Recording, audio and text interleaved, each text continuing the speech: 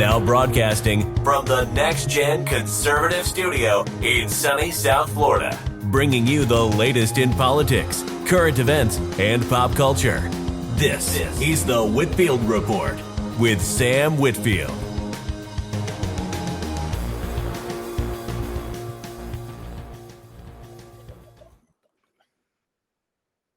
You know, Max and I were just talking about being prepared since we're both Eagle Scouts. Mm-hmm. But, Are we ever prepared, Sam?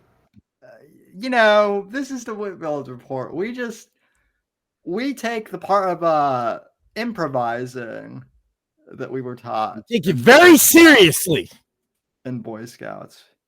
But anyway, welcome to the show, folks. Sam Whitfield, Max Sand, and Morth is here for the Whitfield Report. Happy to be here. And gentlemen, how has your week been? Pretty good, Sam. I will have you know that I believe this is my 75th episode on the show. Oh, wow. Time fucking flies, huh? Because that's only one a week. Yeah. That's actually like, wow, man. Like, thanks for being here. Yeah. I'm not. I had a busy week with work, but I had a nice Saturday. The wife and I we just decided randomly, our son went to his grandmother's for the weekend, as he tends to do, because he likes to get spoiled, as most 8-year-olds do. And grandma, she will spoil. So we had the night to ourselves, and we decided, hey, I was like, I'm going to go for a walk, because that's my thing, as you know. And she's like, oh, well, I'll go with you. So we decided to walk down to Pot Shop, they had late night deals, and grab some beers and just have a night just sitting and got fucked up. And then didn't have to get my son the next morning, so I could just sleep in. It was beautiful, Sam. Otherwise, a lot of work, a lot of yard work. It's that time of the year. And just outdoorsman shit. I haven't been around much. I notice, I see all these messages in Gilded, and I'm like, oh, I wish I could get back to people, but man, I've been busy. Well, How about you, Mort? Doing all right. You guys will hear more about this tomorrow on episode of Bits and Bones. But a little game called V Rising officially came out on Steam today, out of early access, and then enjoying the fuck out of it today. Oh yeah, I've gotten pretty far in the early access version, but there's I only got half the boss enemies in that game. Yeah, they really beefed up the full release version. It's great. And what about you, Sam? How's your week? Well, pretty good. My freelance business has been a little slow, but I can't complain. It's given me more time to write the sequel to this fine book, The Fourth Estate, which you can purchase this book right here on Amazon. Yeah. So no hobbling. He's on pace. We don't have to discuss hobbling just yet. No, not just yet. And in between writing, I finished the latest Hitman trilogy, which I know it's a few years old, but it's still good. And I have to say that despite the fact that you need to be connected online to play it, it's a good game. And yeah.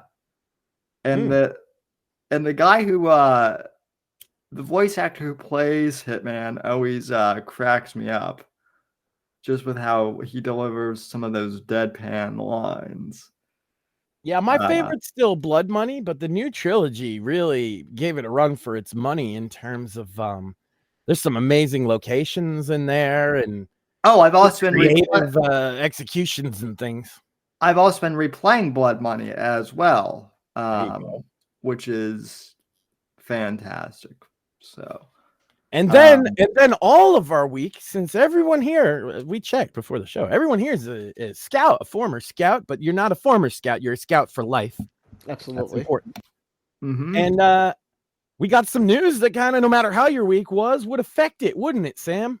Yeah, and first off, I want people to know that this isn't actually this isn't like breaking news, because this has been in development for a while, but It's been a process, and we all saw it coming. But this is the first time that like a lot of people publicly have seen it. But long story short, the Boy Scouts of America is no more. They have decided to change the name of their organization to the Scouts of America. Scouting USA. Scouting USA. Yeah. And the reason being is basically inclusion, quote unquote, meaning that girls can now join, even though the Girl Scouts of America still exists, as far as I can, as far as I'm aware. And that's totally equality. And now non-binary. Real quick, Sam, I got some like, as we're live breaking news, and I don't want to interrupt because we're going to talk about the fucking Boy Scouts, and I'm going to keep calling them the Boy Scouts. But I just got a message from a friend of the show who says, in case that we didn't know, Sam's beef with Mersh got featured on tonight's Pod Awful. I'm going to have to check that after we're done here. But yeah, because Mersh is not done just picking on one cripple. He's gone further, and we will get to that. I just wanted to, chat was asking, and no, we weren't aware. Obviously, Jesse, friend of the show, friend of us all, the greatest guy. And yeah, I'm sure we'll have a laugh watching it later on. But the Boy Scouts, man, this hits all of us, all three of us regulars here on the Whitfield Report, having been scouts, have some fun. We feel some type of way. Well, just a little bit. Well, first off, before we get into the news, like I just want to ask you, gentlemen, like, what was your experience like in Boy Scouts? If I suppose that would be a good way to start the conversation before we just Mort, would you like to tackle that first? Yeah, sure. For me, my scouting is probably a lot like Sam, because we have the same issue. But they did their damnedest to make sure I was included in all of the cool Boy Scout shit we did. We did the camping. We did the knot tying. We did all of the happy shit. And honestly, if I asked my mom, I still have the Boy Scouts of America pocket knife that I earned through popcorn sales back in the day. That's one to me. You guys are young enough for popcorn sales. That wasn't a thing for me. Yeah. Well, our troop changed it to plant fundraising sales because we kind of split a little bit from the Boy Scout organization, like there was always a little bit of that kind of organic independence between the BSA and your troop, to be fair. Yeah. And there, by the way, before anybody in chat or in the comments later or on Twitter says, well, yes, but there are still Boy Scouts that are not affiliated with the BSA now, just as USA or whatever. I understand that there are still Boy Scout troops that go with the old ways and are not affiliated with the BSA. However, it might, the official organization is different now. Because of all of the PR surrounding BSA, it makes it harder for me to look at the local Boy Scout troop and know, are they going with BSA's take, which is no boys in the Boy Scouts? Are they going with the old school take? You have to actually ask, and men, you can't just show up, like, as a dad, I can't just show up and say, hey, are you guys BSA affiliated or not? And then walk away, because like, that's going to affect your status in your locality among your peers. The other thing too, I want to point out, because I did write a post about this on Twitter, and which I will read, and I want to, and we will get to that. But I do want to address real quick because people have sent me DMs, and some of them have been snarky, and they were like, "Oh, what about the pedophilia with the Boy Scouts?" Personally, I want to say that my troop was run by all dads who were in my neighborhood, who I grew up with. Many of them knew me since I was 5 years old. I played with their kids. Right. So basically, if they were going to be a pedo, they didn't need the BSA to do it. Right. Right. And so, like, yeah, I've never denied that pedophilia might exist in certain Boy Scout troops. Anywhere where there is unfettered access to children in a position, you're likely to see pedophiles vying for that position. And the best thing we could do is not say, oh, well, let's just get rid of scouting. The best thing you could do to deal with the pedophile problem is to be vigilant against pedophiles, which we should be doing anyway. Period. Right. And here's the thing. If they're going to have the attitude of just get rid of scouting because pedophiles, why are you not getting rid of the Girl Scouts for the same reason? Why not schools? We hear a kid getting raped at school every other fucking day now. Let's throw all the baby out with all the bathwater because pedophiles exist, and I'm too fucking lazy to be vigilant about it. Give me a break. Yeah, and I only bring this up because there were people who read my status, clearly knew what I was talking about, clearly knew that I wasn't, that I wasn't harmed in the Boy Scouts, but yet they decided to do the what aboutism anyway. And we've skipped a part, Sam. What drives me a little crazy. With the Boy Scouts, like, Sam? I think that's important to know. Well, my experience with the Boy Scouts, I will actually read for you guys. Sure, you want me to give mine first since you've written it down. Yeah. The troop leader, the first day I showed up to the Boy Scouts with my stepdad, no other dad showed up, which made him the troop leader. And he did that for a couple weeks, and then other dads started showing up, and there was a couple of them, and they're all people, like you said, that I knew from my community. Nobody ever harmed me, or I was ever in any danger in Scouts. You know where I was in danger, ladies and gentlemen? At my fucking home with my abusive mother. At school with teachers who had the right to restrain me. I was in danger in those places, okay? But there was two places that I wasn't in any danger. One I've talked about before was the dojo where I trained in combat sports, and the other one was the Scouts. Right? So before you tell me how dangerous the Scouts are, you're going to have to explain to me how come I can have all of these people I know that have... I also grew up going to Catholic churches, and what would you believe, Sam? I was never abused by a priest. Shocking. And do you know, Sam, I live in the area where all that happened, and still. Isn't that crazy? That is almost like not everybody gets affected by the one fucking pedo that everybody catches. Right. Lord, people. No, pay attention to with the adults your kids are around, right? Don't leave your kids unattended with an adult so that you can go off and have a fun little time.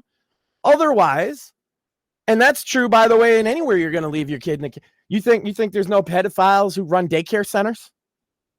Yeah. Anywhere where there's kids, you have to be fucking vigilant. So let's take the goddamn molestation angle off the fucking table, okay, for this discussion, because it doesn't affect any of us, unless you were not in any way unsafe at the Boy Scouts, right? I'm assuming. No, I was extremely safe at the Boy Scouts. Like you guys are saying, the dads that ran the troop were the dads in the neighborhood. Period. Right. So I want to make that very fucking clear. Is like, yeah, you're talking about some shit that doesn't make any sense to us, right? And I'm not saying there's no pedophile scout leaders in history. As a matter of fact, I know one personally. A friend of my wife's father got popped for fucking being a molester and a scout leader in another troop somewhere. So I'm not saying it doesn't happen. Yeah, there were definitely other troops in our surrounding area where that was a problem for sure that we heard about. And I will tell you that, like, when my mom was an assistant scoutmaster, and there were meetings, like, the scoutmasters in our troop, the adult council, they all had meetings to discuss and, make sure that the protocols for the troop were in place so that there weren't any kids that were harmed. Right. So because that defeats the whole purpose of what you're trying to. The pedophile is trying to get easy access to kids. Everybody knows what their agenda is. The agenda of the troop should be, how do we give these kids a safe, healthy, educational environment? And that's it. That's the only thing you should be worried about. right. And fun, of course. But fun comes naturally from the stuff you do in Boy Scouts. Yeah, such as community service and camping. And I didn't share this in the post, but I will share a little bit about the my old Eagle. jamboree. Everybody Yeah. loved the fucking jamboree, right? Oh yeah, everybody loved Eagle Scout projects and too. the Pinewood Derby races. Those were fun. Oh yeah. Oh my! Derby was the pinnacle, right? I still have one of my Pinewood Derby cars up on. I may have a couple at my mom's house, but I'm not sure. If I do, I'll have my mom drop them off and show you guys at some point. Yeah, I just because there's no troop that I can send him to, I actually just got a kit and built a Pinewood Derby with my son a couple months ago, like a Pinewood cool. racer. It's red. He wanted it to be red and black, and number 12. I remember when I was a kid, one of the Pinewood Derby cars I made like 4 of them. One was a Batmobile Pinewood Derby because I was into Batman as a kid. Still am. But the one that won Pinewood Derby races where I got first place was I made a Pinewood Derby of a 1967 Ford Mustang, I believe. We did and this will tell you where my head was at as a kid. The Pinewood Derby that sticks out into my head is I painted it the colors and design of the local hockey team at the time. Dope. Based. I did one that was like a 1920s hot rod. And that one? Oh, nice. Yeah, well, because it was kind of not fair because, like, my stepdad, was a little bit of he was really into the science of it. And so he realized that the hot rod shape was very front heavy, and so it would make the car go faster. And sure enough, it fucking worked. Yeah, that was kind of the thing with the Ford Mustang too. That was kind of the whole point. With those, you remember those big grills from like back in the, that those muscle cars had like back in the 60s. That's what that's what I was going for. But anyway, well, yeah, now you should tell us about your experience, Sam, because I think this is a well-written piece. Yeah, and I actually based this off of an open letter that I wrote to the Boy Scouts like a couple of years ago when all of this stuff was first happening. And then once we get through that and what it's been for us, then we can talk about the today stuff, because I have a lot to say as a father. I'm not gonna lie. Yeah, and I am curious about that, since you are the only father among us here as of right now. But and my son is scouting age. Yeah. Oh yeah, definitely. But as I wrote yesterday, it's been 11 years as of this month since I was awarded the rank of Eagle Scout at my Court of Honor. Congratulations, by the way. Thank you. I am an Eagle Scout, which is one of the accomplishments in my life I'm most proud of. The Boy Scouts of America was an amazing organization that taught me many important life skills and life lessons and helped me bond with my brothers through hard work while also having a lot of fun. That's also something I want to bring up real quick too before I continue on is for a long time I was an only child. So my brothers were my scouting buddies. I'm still close with many of them today, and a few of them, although they listen anonymously, they do listen to this show. So shout out to the shout out to every scout that's listening right now, and Absolutely. I hope that we're all with you together on the same page on this. Yeah, indeed. Shout out to the Stag Patrol too. But anyway, continuing on.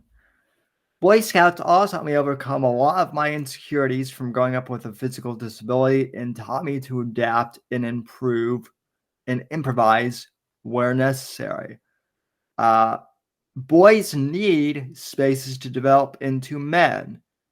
Yet, in the name of inclusion, we now ironically exclude these very same boys who now look to the internet and the plethora of manosphere grifters and con men for guidance. So I want to pause there because a few weeks ago, Max Moore and I went pretty hard at the at like the fresh and fit and manosphere types, and all the naysayers were like, well, but Sam, what do you suggest instead of these individuals who are just trying to help young men be better? You talk a lot of shit about Andrew Tate, but what do you recommend? Well, I recommend Boy Scouts organizations like the Boy Scouts who actually. The problem is, Sam, what organization was like them anymore? And that's where I had a lot to say, but yeah. Anyway. I got a Tate one for today too, if people want to defend that piece of shit. Yeah. In conclusion, ladies and gentlemen, I will forever be grateful for my experience is in the Boy Scouts of America, but I am also saddened by its downfall. And folks, that is an 18-year-old me. That's a photo taken at home about an hour before my court of honor. With a $1 billion smile because you were quite proud of yourself, and rightly so, might I add. And real quick, I also want to share what my Eagle Scout project was, which is something I still get choked up to this day about. As some of you guys may know, I had a service dog growing up named Clark.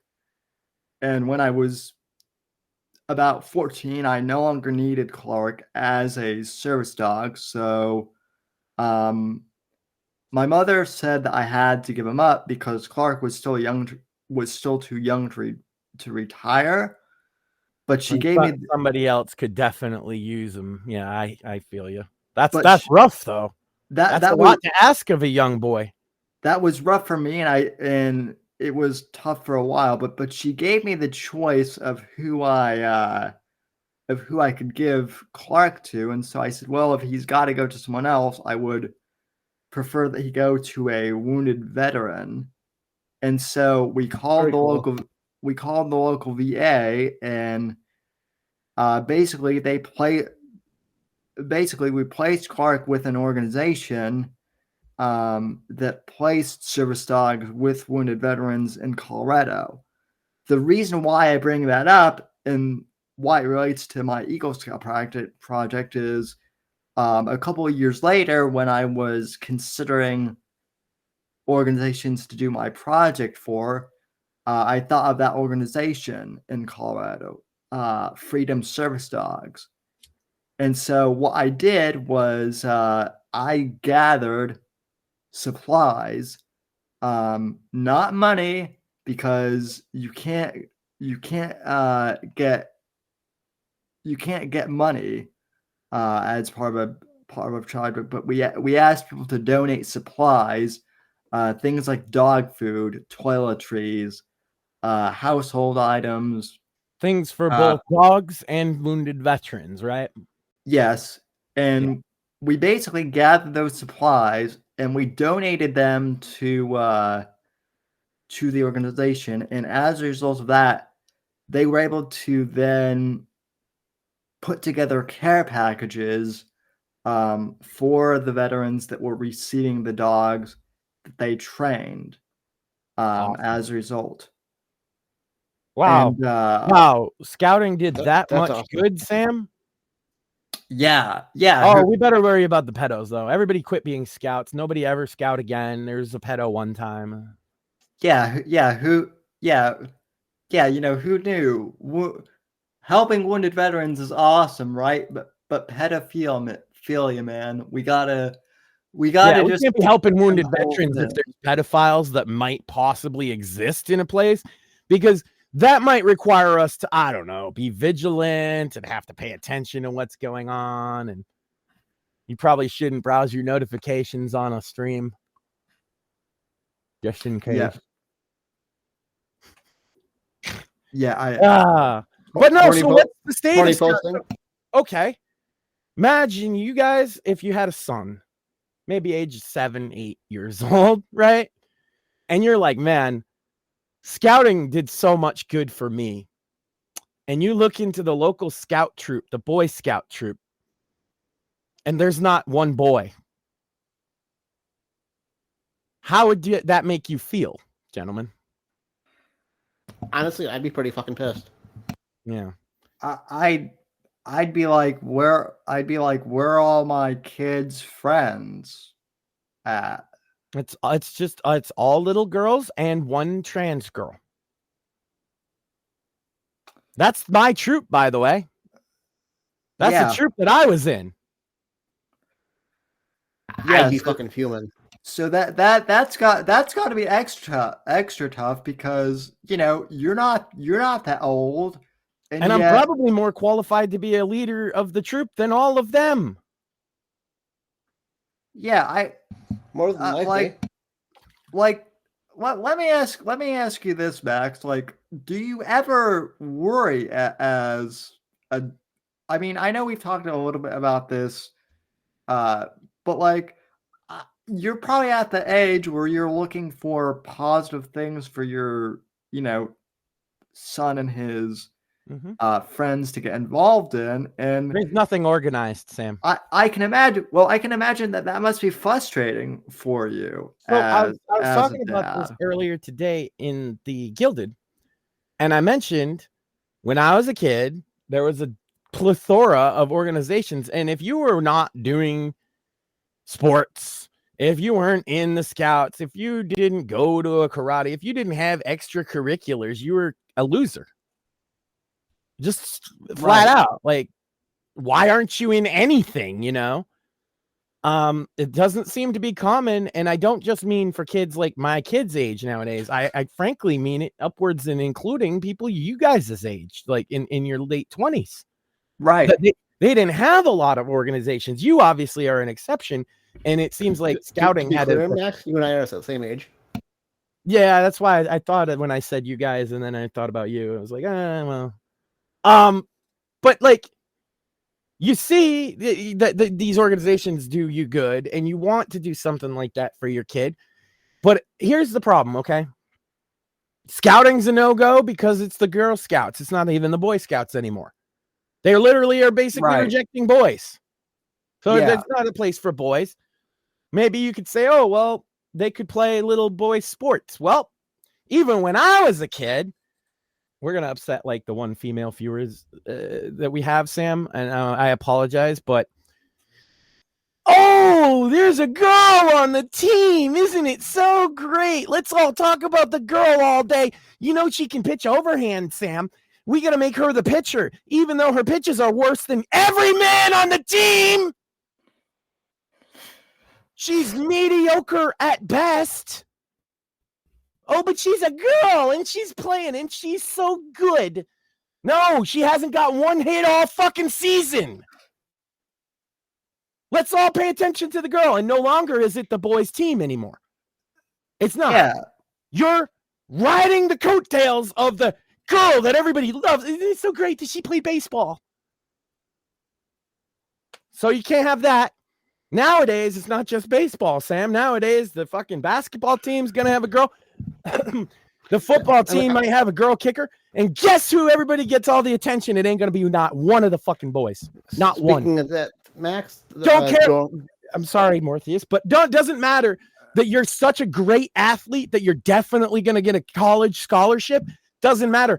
You're not important on the team anymore because there's a girl on it. Go ahead. I'm sorry. I would agree. I just had to jump in because the whole female kicker in the football team. My football team in high school had that.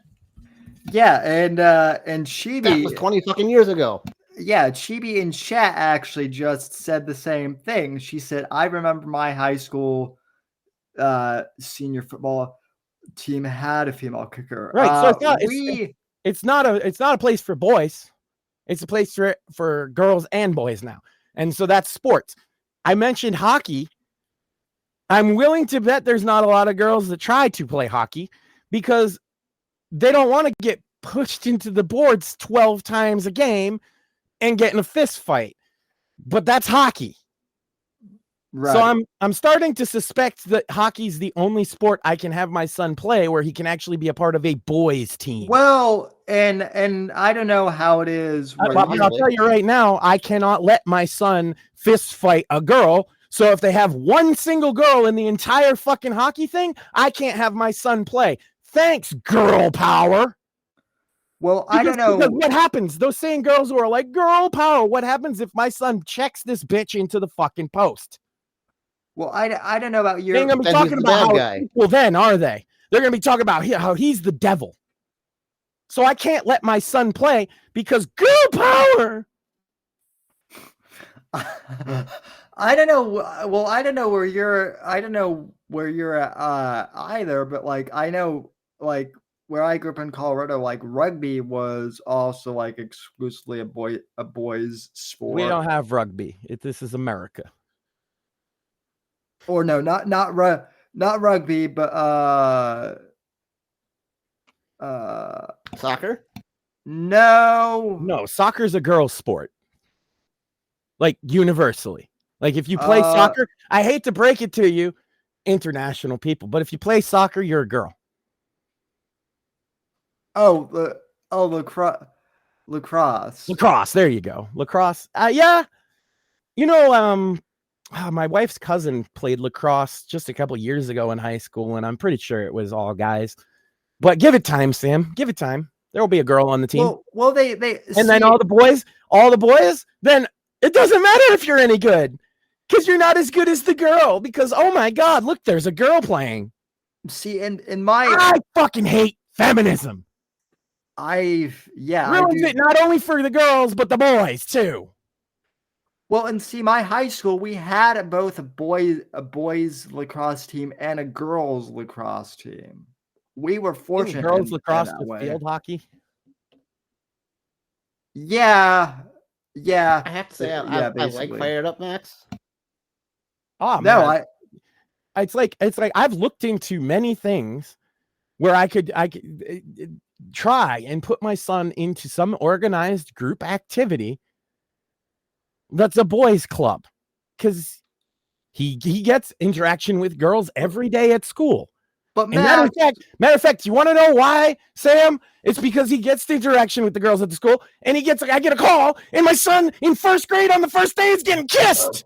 Maybe I want him in a club with a bunch of boys, just so I don't have to get that phone call every fucking time. Yes, the ladies love my son, but maybe it'd be nice for him to just play a game of fucking football with the boys. Yeah, they have that. No, because Max, because males are inherently toxic. Don't you know? Which is why we should isolate them into groups of their own, so they can be toxic with each other. I've told you the story of how I rolled out of how I rolled out of like a mandatory assembly my senior year because some feminist like That basically story sounds vaguely familiar, but I think when you first told it, you walked out. Yeah.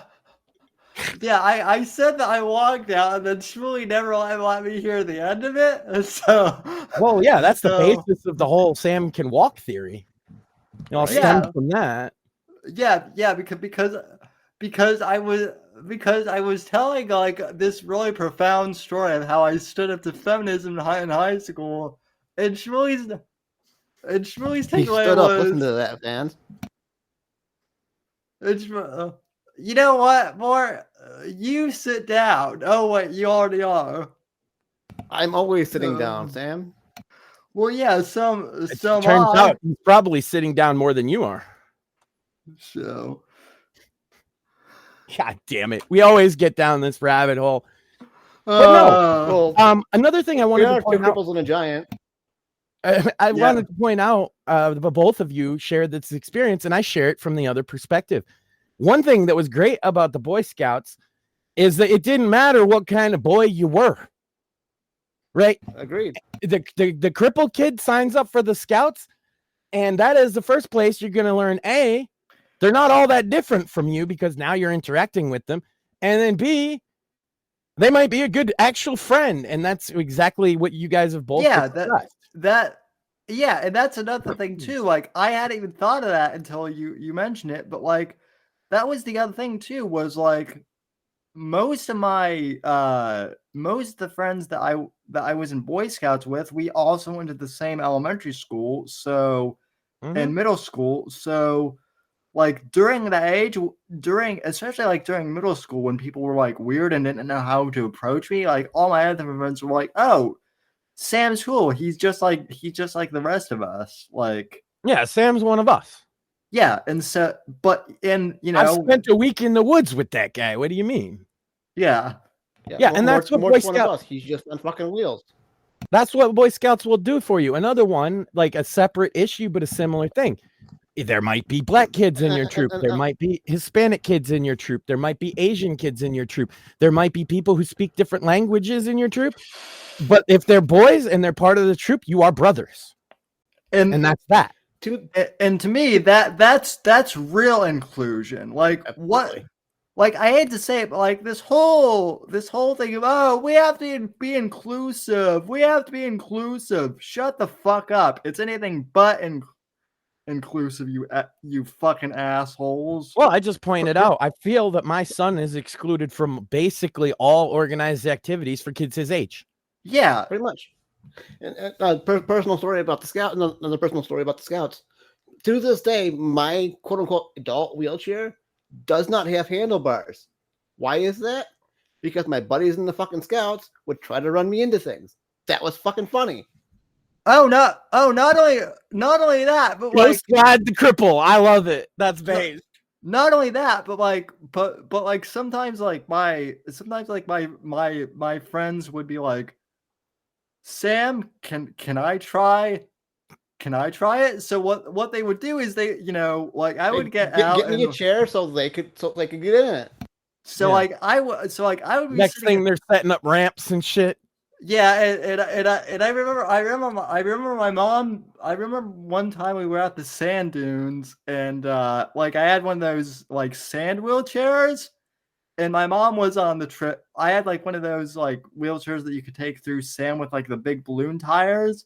Yep. And some of the kids and some of the boys wanted to take off sweet jumps, including me, and my mom said, If you guys get injured, I'm not taking any of you to the hospital. But basically, it's the right response. And of course, a bunch of us we took the chair off jumps, and a couple of us ate sand. So, I did those jumps in the fucking middle of the street. My friends were fucking skateboarders. So was I. Yeah, I hit those fucking jumps. Yeah. Yeah. Eventually, you have to try it. Exactly. Because I imagine the peer pressure for you to do a jump always exists, even now when you're like that's middle aged. It exists, But I cannot tell you. There's always at least one friend like, Mort, you don't fucking have to do this. Yes, the fuck I do. You don't get to decide, man. It's gonna be fun. Yeah. Exactly. It's going to be fun. I'm going to be hepped up on fucking adrenaline and testosterone, and I'm going to fucking do it, goddammit. And this is why boys need a space for boys. Because one girl in that group is going to be like, oh my God, you guys are going to get hurt. We can't do this. We're going to get in trouble. Yeah. I'm telling. Or oh my God, you shouldn't be mean to him. He's just he's in a wheelchair. There's no reason to be mean My to him. God, are you all ableist? He can't do the thing. Oh yeah, really? Watch me, bitch. Meanwhile, there was nothing less ableist than y'all hanging out with the boys. Exactly. Because they're just like, okay, but like, we could include you, and not only that, make you the center of attention if we just jump this fucking jump. Yeah.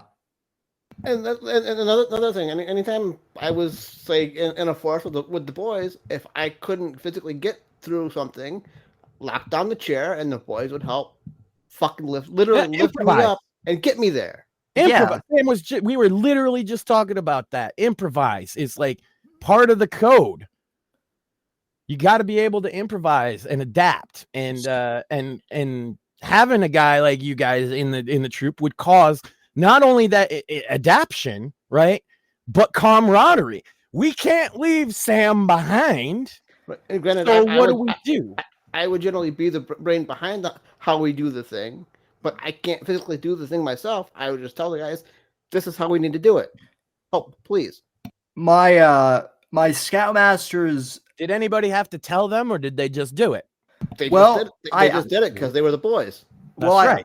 I have a story about that too. So my scoutmaster's oldest son, Justin, I was a new scout, and Justin was 16, 17 years old at the time. So he was a lot older. But Justin, who I still know to this day and is a terrific guy, also very based and red-pilled, he and I really bonded, and he was like an older brother to me. And I remember there was one camping trip where the guys were going to go out on a camping trip, and everyone was getting ready to get their packs on, and he said, "Hang on, guys. None of us are going on this hike until we figure out how to get Sam up the mountain with us." This was a 17-year-old kid telling other 17-year-old kids, all the way down to 14-year-old kids, that they needed to help 13-year-old me. It's almost like they instilled a sense of like responsibility and community or something. Yeah, and then Justin put me on his shoulders and piggybacked me up there with his pack. And that's what I would probably do. Yeah. Well, and I mean, he was a tall guy, like he was a giant like you, and I was a real shrimpy kid, so I didn't weigh anything. So basically, I don't even remember if there was a photo, but basically, like, the pack probably weighed more than you, Sam. Yeah, basically, just to give some comparison, he looked like Luke Skywalker carrying Yoda through Dagobah in The Empire Strikes Back. That's basically what the photo would have looked like. Fun fact, Sam, there was a massive bug in Fortnite. And I'll tell you how it's related in a second, but you'll get a kick out of this. They had to ban Yoda because they have a backpack with Yoda in it in Fortnite. And if you do a certain emote on a server with a person with that backpack, the emote being the dance of Zoidberg from Futurama, whatever reason, if you do the Zoidberg dance, Yoda's face turns into green spaghetti and just crashes the server. That's hilarious. So you mentioned the backpack on Dagobah, and I'm just thinking Fortnite just today had this major thing, so that's why I mentioned it. Yeah, no, but Justin and I were like Luke and Yoda, hiking through Dago. And you should just be thankful nobody did a Zoidberg dance. Well, Then your face turns into spaghetti, Well, thank God Fortnite didn't even exist then. Otherwise, we would have been in trouble. So, well, it's just all it did is combine those two things, and that could have been dangerous. Oh yeah, easily. But yeah, so here's the thing: scouting taught us lessons. That's what we're sitting here talking about. Lessons in responsibility, community, nation, faith, even. And here's the problem. Okay, you might say, well, Max, you can teach your kid all that stuff, and I can. And I take him camping and I teach him about scout stuff. Here's the difference, though. And that's why I wanted to bring up our experiences, and I wanted to talk about, specifically encountering different kinds of kids in your troop and interacting. That's what makes it work. Yes. It's not me lecturing my son, because that's me lecturing my son. Right. It's okay. The scout master, I'm not going to say scout leaders never lectured us, because they sure as fuck did, right? Absolutely. But the lecture sunk in because of the stuff that you were doing with your peers in relation to it. Well, and I will say too, in regards to the scout leaders, there were many life lessons and many conversations that I had with other male adults that were I don't know how to put this, but they stuck with me more because they were from other adults, as opposed to, oh, that's just my dad saying that, or that's just my mom saying that. Right. But then especially the lesson that you get from the leaders, the lecture. Right. And then you do some stuff with your bros. And that's where the real lessons come from. What the scout leader said might stick in your mind. But what really enforces those lessons is the activities, and it's doing them with your peers. That's why scouts are important. If it was just you could take your kid alone and do all the same things and get the same results, then the scouts would never have existed. But there's a reason for it. And the reason is the camaraderie reinforces the important life lessons that are being imparted. And it seems to me it'd be hard for a young boy to have any camaraderie in a troop that's all girls. Yeah. It's not the same. I'm sorry. No. I will not sign my son up for anything like that. And that sucks, because it's my troop. I can't have my son go to my troop, Sam. Well, let's just say there's an even number of boys and girls in the troop, right? That's still it still is awkward, because boys have we have conversations amongst ourselves, and then just imagine a girl comes in the middle of that. Oh yeah, if it was split down the middle, you're just gonna have two cliques. You're not gonna have a troop. Absolutely not. Yeah, and if you have, like I say, one girl, even back in the 80s and 90s, it turns everything into about that girl, because she's so different, she's so unique, she's so special. She's breaking a glass ceiling. Guys, isn't it so cool that there's this girl in your troop? Yeah, just one. Really. Yeah. Just one.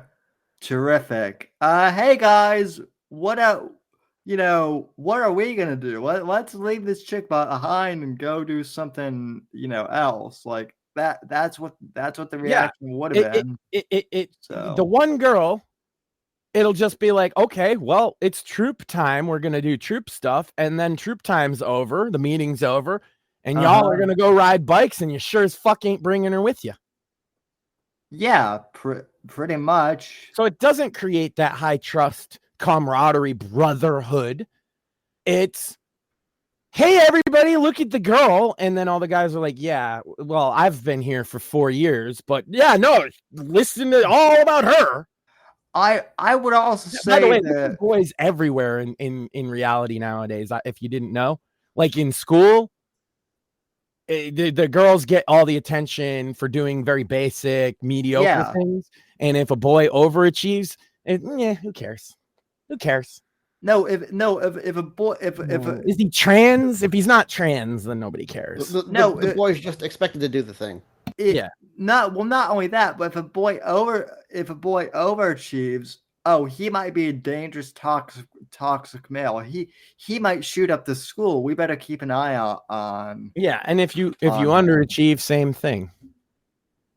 Yeah, there's no win. And if you're right, mediocre, middle of the road, you miss out on attention that makes kids feel important. And that's why so many of them don't. So many boys feel unimportant in society. It starts here. It starts in school. It starts with the Girl Scouts and the Scouts. Well, where's the Boy Scouts? Fuck you and your Boy Scouts, you toxic male. And by the way, Girl Scouts does not let in boys or transgender. Right. Of course. So I do want to connect this to another thing though, because look, as much as I hate Andrew Tate and whatnot, I do understand, like, so all these organizations are gone that help boys. So then you have these grifters on the internet saying, well, hey, all these organizations are gone. Hey, gentlemen, come over here and give me super chats, and I'll teach you how to be. Give me $500 a year. Now, speaking of him, I had a real quick thing I wanted to bring up, and since you brought him up again, let's go. Did you see what he posted today? No, because I don't really pay much attention. Or it might have been yesterday, but it's been in the vicinity. So Andrew Tate posts a picture of himself, and he says, "Oh, all you anonymous people hiding behind anonymous accounts, post your real name and face and then be racist." You know, there's a law that just passed, Sam, in Canada that says what he just said would be, get you in jail. He's not helpful if you're a young man, because he's literally telling you to commit a crime in most countries. Fuck Andrew Tate. And yes, I would still fight him. And yes, I would still kick his ass. Based? Anonymity and free speech are synonymous. You cannot have one without the other. Well, it's funny that you say that, because that leads into our next topic.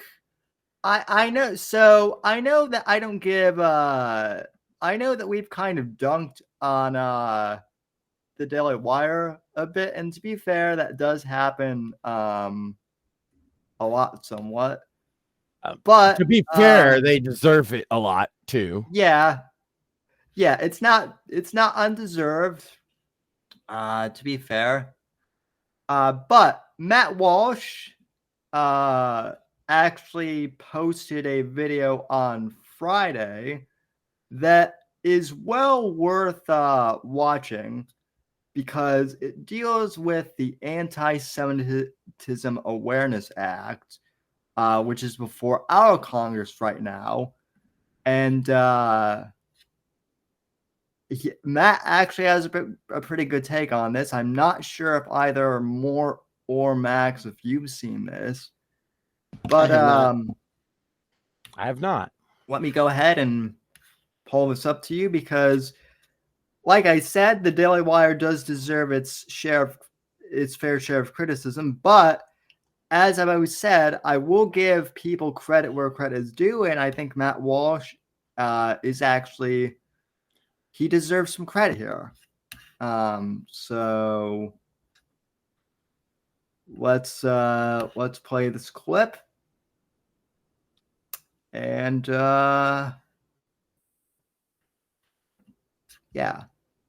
Act. And after that conversation, the bill passed the House with a bipartisan vote of 320 to 91. It won approval from both parties by wide margins, and now it heads over to the Senate, where prominent voices like Tim Scott have already voiced their support for it. Scott called it a momentous step towards rooting out anti-Semitic hate.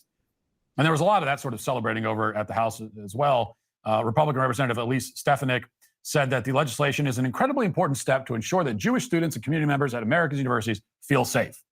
One of the Republican sponsors of the bill, Mike Lawler of New York, proclaimed that his bill is a key step in calling out anti-Semitism where it is. Here is Lawler in Congress explaining why this law is so necessary, allegedly. Watch. I rise in support of my bill, the Anti-Semitism Awareness Act, and I want to thank my colleague, Congressman Josh Gottheimer from New Jersey, for his courage in leading on this issue. In every generation, the Jewish people have been scapegoated, harassed, evicted from their homeland, and murdered. Many of us remember the Holocaust as the most recent large-scale instance of this, but it was hardly the first in the Jewish people's long history of persecution. Prior to October 7th, it may have seemed like we were making progress in fighting anti-Semitism, especially in the United States. A prime example, Jewish students weren't afraid to attend classes on their college campuses. And yet today we hear calls for intifada ring out on school grounds. We see Jewish students being physically prevented from going to class, rioters chanting death to Israel and death to America, and so much more. In the U.S., Jews account for only 2.4% of the population, and globally they make up 0.2% of the world's population. The Jewish people need our support now. Now, Mike Lawler's point here is that anti-Semitism is bad. All the other Republicans, Democrats who supported this bill offered similar justifications. Democrat co-sponsor Josh Gottheimer covered this same territory during his speech on the floor of the House. Listen.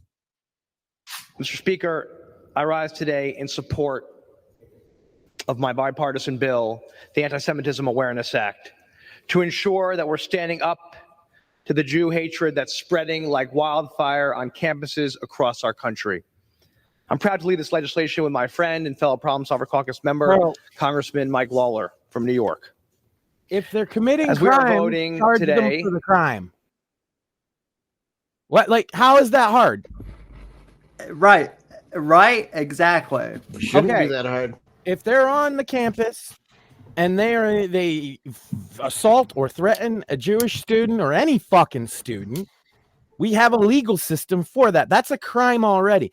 What they're trying to do, and I have a problem with this, even though like their heart it might be in the right way in some regards. Obviously, we don't think it's right to have a group of people just singled out for persecution in public. But that's not what's really going on here. What's really going on here is they're making speech that is otherwise legal but distasteful. That's a Supreme Court way of referring to it, by the way. The Brandenburg v. Ohio, if you're not aware of the precedent in this case. Yeah, you can they're doing say their damnedest to create hate speech in America. you can. Well, I mean, the thing is, yeah, you could say all of that stuff and it's still free speech. You summed it up easier than I did. But the point being is, yes, they can say intifada on the campus. That's like free speech. Now, if you say, hey, go get that, because this, again, Brandenburg v. Ohio, Sam, you know what the case Brandenburg v. Ohio was regarding? Yeah, that's, I believe that's the one where Nazis were allowed Klansmen were allowed to march through. Not just march. Okay, so it's important because this is the ruling that's going to be tested. The ruling was they made a video. They didn't even march. They didn't march in the public square. They made a video which they had passed around themselves. Obviously, this was in the 70s, so, you know, it wasn't exactly on the internet. So the video, they called for a specific policy of hanging all the N-words, let's just say. Okay? That was what they were saying. Supreme Court had to rule, is that a threat? The answer, no. That's not a threat. That's a policy proposal. It's not a policy proposal that we would like. It's not one that is popular, but it is not a clear and specific threat. And so under those guidelines, what these protesters are yelling at the Jewish kids does not concern me one bit. If the college is going to allow them to do the protest and they aren't committing any actual crimes, then you are just making free speech illegal. And I oppose that. Right. Same. but this gets better, folks. And I know. I heard the Senate, these are state senators, whatever. I heard them talking, and I just wanted to point out that half of the things that they're saying they want to take care of are already crimes. Oh yeah.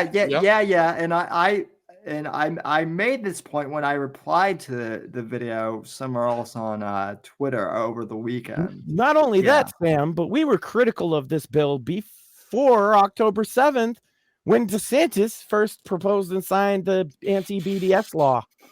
Yeah. It was actually my whole reason I was against his candidacy to begin with, if you remember. Yeah. And I stand behind that. Like, look, if somebody wants, I don't care what they're saying, how stupid it is. If they're not fucking threatening anybody and they're not committing a crime, let them fucking say it. If everybody's too stupid to discern garbage from something worth listening to, well, our Constitution isn't supposed to fix that problem, actually. You know what's a real mystery to me, by the way? Good evening, fellas. What sort of behavior do you think would make them like the scapegoat for so many centuries or whatever? Like why is everybody picking on the Jews? What do they do? What are they doing? And the answer is a much bigger question than I think either side of that issue would even want to address. And I've been dealing with for 10 fucking years. And it sucks because sometimes, you know, I have to defend stuff like this and they get the wrong idea. I don't support the Free Palestine people the fuck at all, right? Except they have the right to say it. If they're not committing a crime, then don't fucking arrest them. If the college doesn't want them protesting, the college has the right to say no and kick them the fuck out. If they're not doing that, oh well. Well, and that's the other thing too. I can't link to it because it's behind a paywall, but I have I read in the Wall Street Journal over the weekend, basically the president of the University of Florida basically pointed out that any of these colleges could stop the riots and the protesters if they wanted. Yeah, but they don't want to. They have both procedural and legal authority to do so. Do you know why there aren't any riots in Florida? Any guesses as to why? Well, there was that bit about if you run over some people in the road protesting, you won't get charged. That might help. Well, there's that, but also there's also pretty good stand your ground laws. Well, also though, in regards to the universities specifically, basically, all the colleges here have said, we respect your right to protest peacefully, but if the protest turns violent, not only will you get arrested, but you'll basically be academically dismissed and not allowed to set foot on campus for up to 3 years. Good. So, right. I actually, a friend of mine goes to one of the colleges down there. I forget which one, at Florida U or something. He said that there were protests, and he was aggravated by both of them because you couldn't even just walk by to go to your class, right? They want to engage you. And after a couple of days, apparently both sides just got told, get the fuck out of here, or you're not going to be able to graduate. Yeah, that's what happened. That's what happened at my alumni, basically. Yeah. But I totally understand. You know, there's a third side to this that nobody wants to fucking talk about, and that's the motherfucker that doesn't give a shit for Palestine or Israel, and he's trying to get to finals. Yeah, that's most people. Final season, and he needs to study, and he's on the cusp of a 3.0 or a 2.9 GPA, which is the difference between him getting his fucking diploma or graduate degree, whatever you fucking call it. He's got shit to do, and he doesn't care about your fucking protests. He's the one suffering. Yeah. Well, and then the other thing is a lot of the protesters aren't even students. They're bussed in. They're from all over. I believe the term is astroturf, and so yeah, they've been doing that shit for years, though. I mean, yeah, the whole shit, and I mean even before that. But I think they bust a lot. They bust a whole shit ton of Antifa into the straight pride in 2019. Yeah. And we know that because once they all got arrested, none of them were from here. Yeah, well, right. It's often the case. I mean, it's just like when these people get bussed in, or Minnesota, or any of the various places that fucking burned down a few years ago. Just pallets of bricks ending up on street corners. There's just a canister of gas just sitting there. I wonder why that's there. What do you know? How convenient. Did you ever see the infamous Minneapolis Target video that nobody wants you to watch? Yeah. The one where a white guy with an Antifa flag on his shirt walks up, smashes the window in front of all the black people that weren't doing shit 5 seconds ago. Oh, yeah. And then he screams, "We looting, boys!" And they all rush in. Wow. Yeah. That's what started the whole Minneapolis thing, was some white Antifa kid went to a actual protest of black people, smashed the window, screamed, didn't take anything, by the way. He did not take one thing, screamed, "We looting, boys," and then ran. That's what started the whole city of Minneapolis burning to the fucking ground. Yeah, that's provocateurs. So the provocateurs, that's not unusual. It's not uncommon. I mean, the fact that people, the fact that it's even a discussion at this point with so many people, normies, which I still consider myself for the most part, but I'm not so blind to the, everybody just wants to be comfortable and for things to be convenient, there's that old, I guess it's a meme, but the whole strong men make good times make weak men make bad times make strong men. We're kind of at the tail end of that thing, I think. Yep. And in fairness to you, Apex, up until 2020, I was also a normie. Well, I think we're all a little more normie here. Yeah, we're more normie than not, I think. Right. Here. But we're a little more aware. Because I find the normies, like normies in my mind, are the people that, and not even that old, but, maybe a little bit older than me, 40s, 50s, that like refuse to use they don't refuse to use the internet, but basically anything that you try to show them or educate them on, they're like, well, where's that from? Like, well, the us.gov website. Well, that's on the internet. That it's got to be fake. They're just the internet is not a part of their life, essentially. Sure. It's a minor.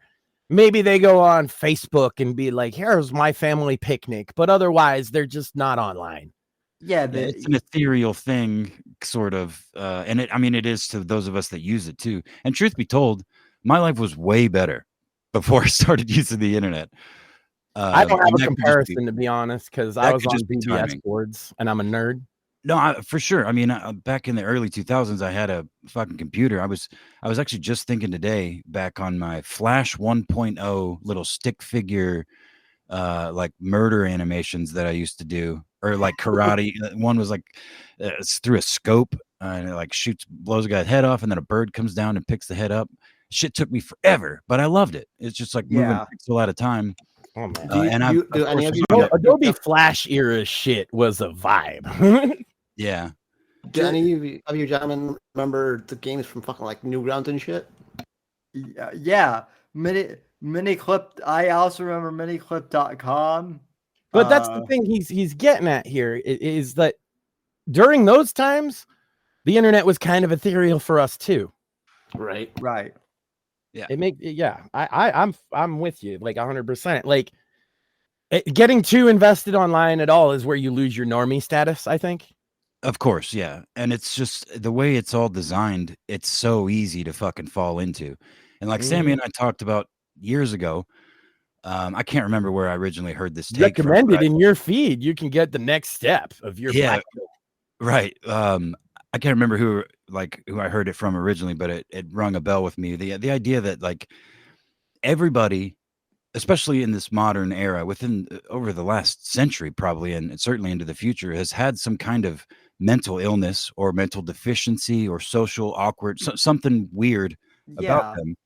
And the internet just puts a fucking electron microscope on that shit if you let it. I mean, for most, especially social media more than anything. But oftentimes that can come with tangible rewards too.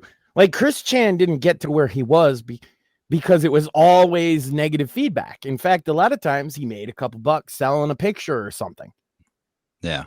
And it just feeds into this, putting your mental illness, as you put it, more under a microscope and more, because there's benefit to doing that until there's not.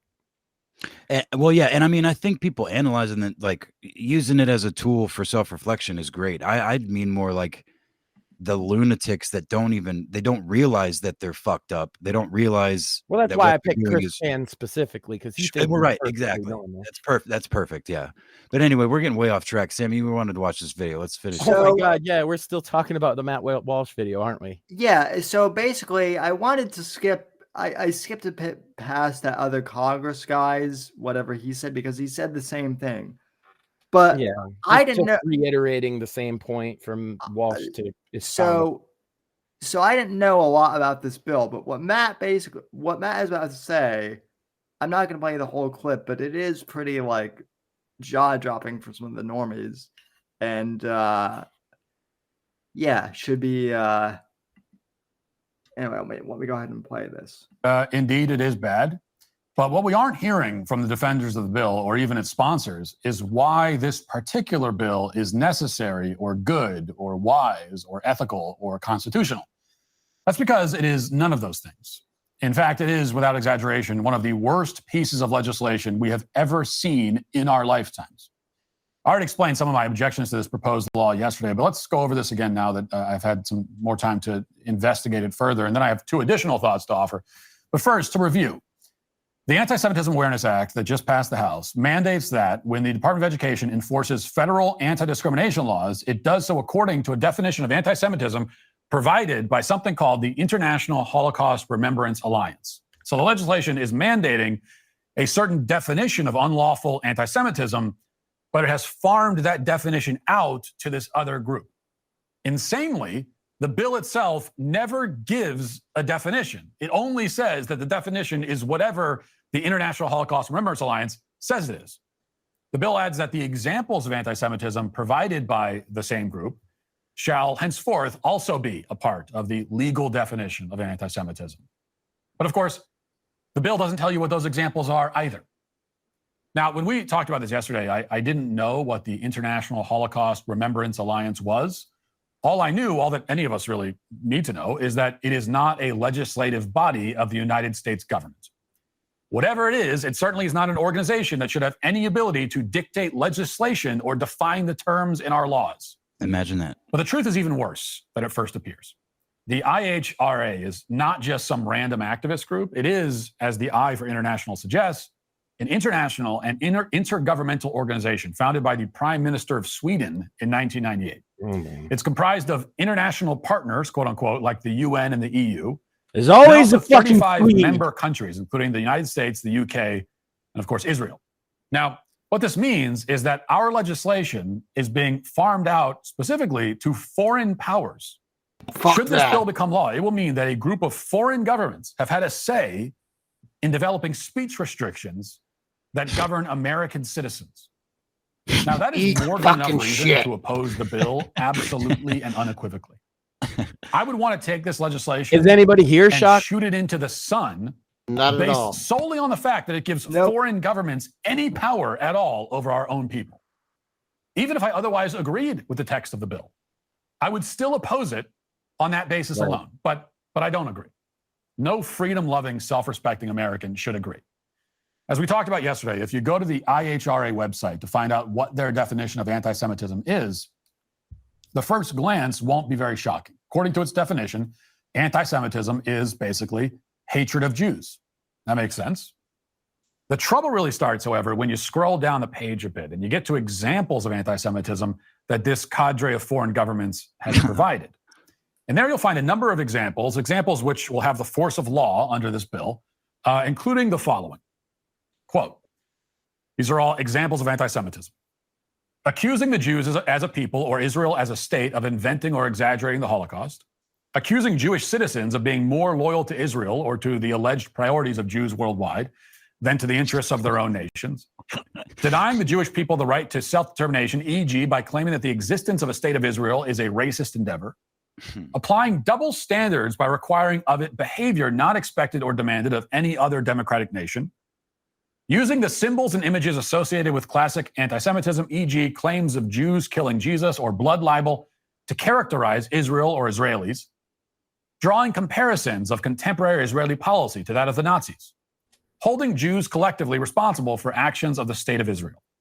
Now, there are a number of very serious problems here. The first is that most of these examples of anti-Semitism, statements that the bill would legally classify as hate speech against Jews, are actually criticisms of the Israeli government. And whether you think the criticisms are fair or not, whether you think they're true or not, it should go without saying that American citizens have the right in any and all contexts to criticize foreign governments in whatever way and using whatever language they want. You should be able to say anything you want about a foreign government, including it's evil, it's terrible, it should exist, it should be wiped off the face of the earth. Now, like I'm not China. saying it's right to say that, but of course you should have the right, have the right to say that about a foreign government as an American citizen. Are you kidding me? We have the right to criticize foreign government. We have the right to criticize our own government. So we must certainly then have the right to criticize the governments of other nations. Now, keep in mind, it's not just one or two opinions about the Israeli government that you're not allowed to have under this bill. That would be bad enough. Dictating the viewpoints that Americans can have or express about a foreign country is pure madness. It is evil, no matter how limited the rules might be. But these rules are actually incredibly wide in their scope. After all, it says that applying double standards to the state of Israel is anti-Semitic. Well, there are hundreds of opinions you might have about Israel that could be classified as double standards. And who determines which opinions are double standards and therefore forbidden? Well, apparently the International Holocaust Remembrance Alliance gets to decide. Some Swedish. You may recall that Israel is a member country in this alliance, which means that Israel has a hand in deciding which opinions about itself are lawful for Americans to express. Eat shit. When I said that this is one of the worst pieces of legislation we've ever seen, I wasn't exaggerating. Now, there's another example on the list. So I don't want to go too far in, but that's basically like I the have the gist. I have something to say about this. Yeah. I think, aside from the people in this call and probably a lot of other people, the public figures in the right-wing sort of sphere, I mean, besides the fact that this is obviously much more of a push, I feel like it's just because they're being so open and brazen about the language and shit, because there's, in the last handful of years already, Donald Trump, I'm pretty sure, passed an executive order based on something specific about anti-Semitism on colleges. Hold on. I want to Google anti-Semitism. Anyway, this sort of shit has been happening already, just on a smaller scale, like on a state level, I think. Right. You know, Yeah, I pointed out that was one of my biggest criticisms of the DeSantis campaign. Is one of the first things he did was sign a bill saying you couldn't criticize, boycott, divest, or sanction BDS. Yeah. Do that in Israel. He signed that in Tel Aviv, not in Florida. Well, exactly. And then this feigning, like, can you believe that a foreign government is going to have any sort of sway on our government? Are you fucking kidding me? Like, that's a joke. Just look at dual citizenship in Congress. You know? I would recommend, anybody that is, willing to put this fight up to the test. This is the exact kind of case you take to the Supreme Court. Yeah. I would not. I would not worry so much if you get caught on this law, because I have a feeling that this law doesn't uphold, constitutional rigor. It just depends on how deep those roots go, man. I mean, the reason why I bring this up though is because, like I said, say what you will about Matt Walsh, I've been critical of him before, and for good reason. But this is one area where, from what I've heard, he is breaking rank with Shapiro on. I don't think you need to speculate. It on, seems pretty obvious that right? Shapiro has a very different take. And so like I said, I like to give credit where credit is due, and Matt Walsh reaches a lot of normies Which who go ahead. Sorry, so all I'm saying is good on Matt Walsh. I wanted to play this clip because there was a lot about this particular bill that I didn't know.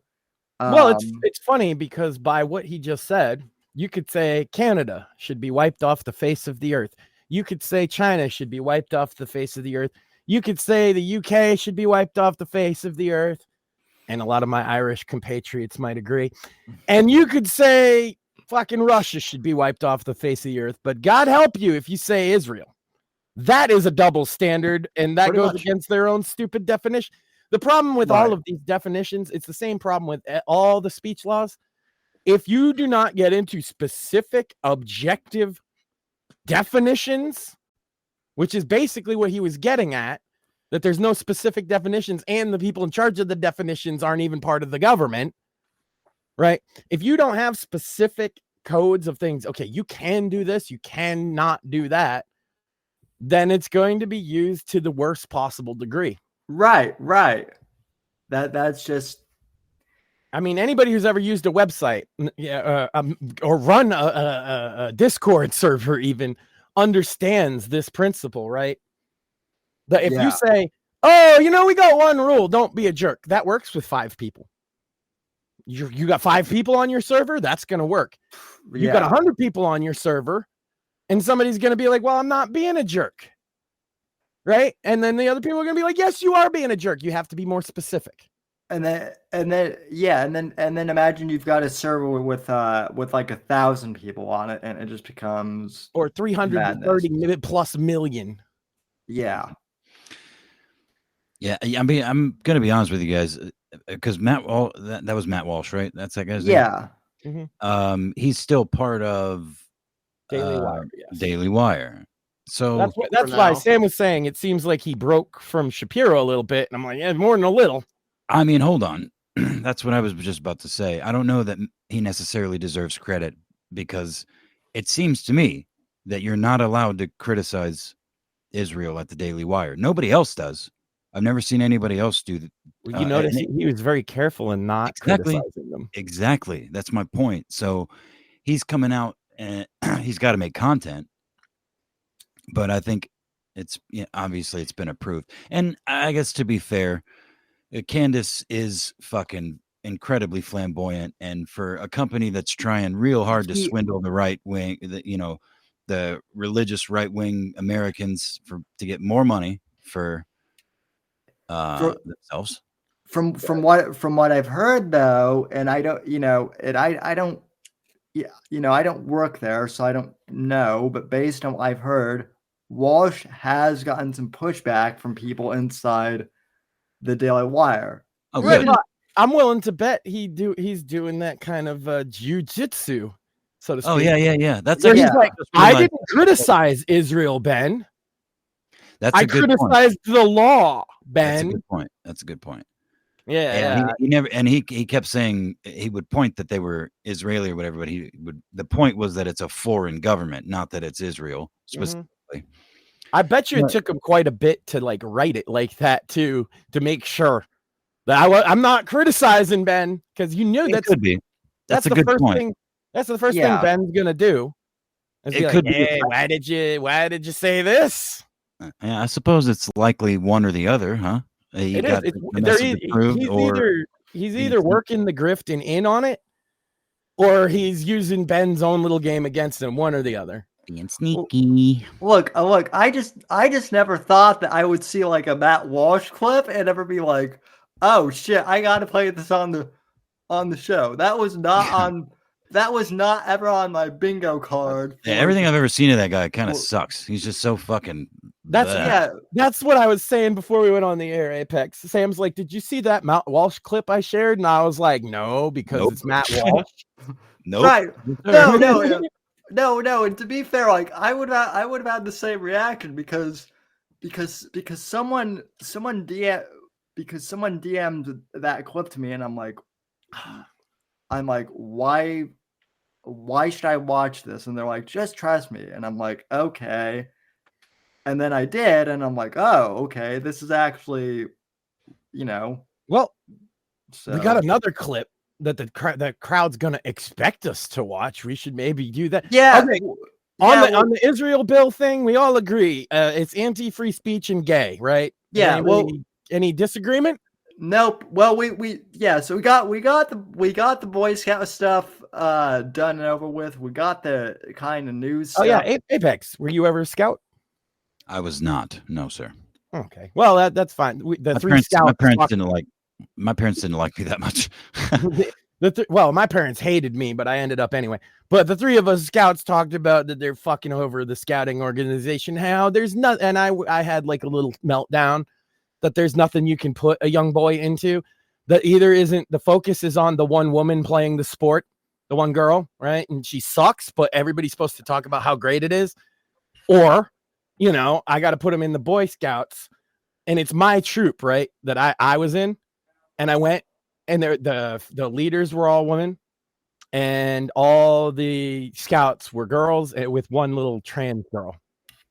And I was like, well, there's nothing I can put my son. So we had a little former scout gripe about that. I caught some but of we that. got one that I'm glad you're here for, because I pointed it out. I got live breaking while we were on the air. Apparently we got a shout out over on Pod Awful.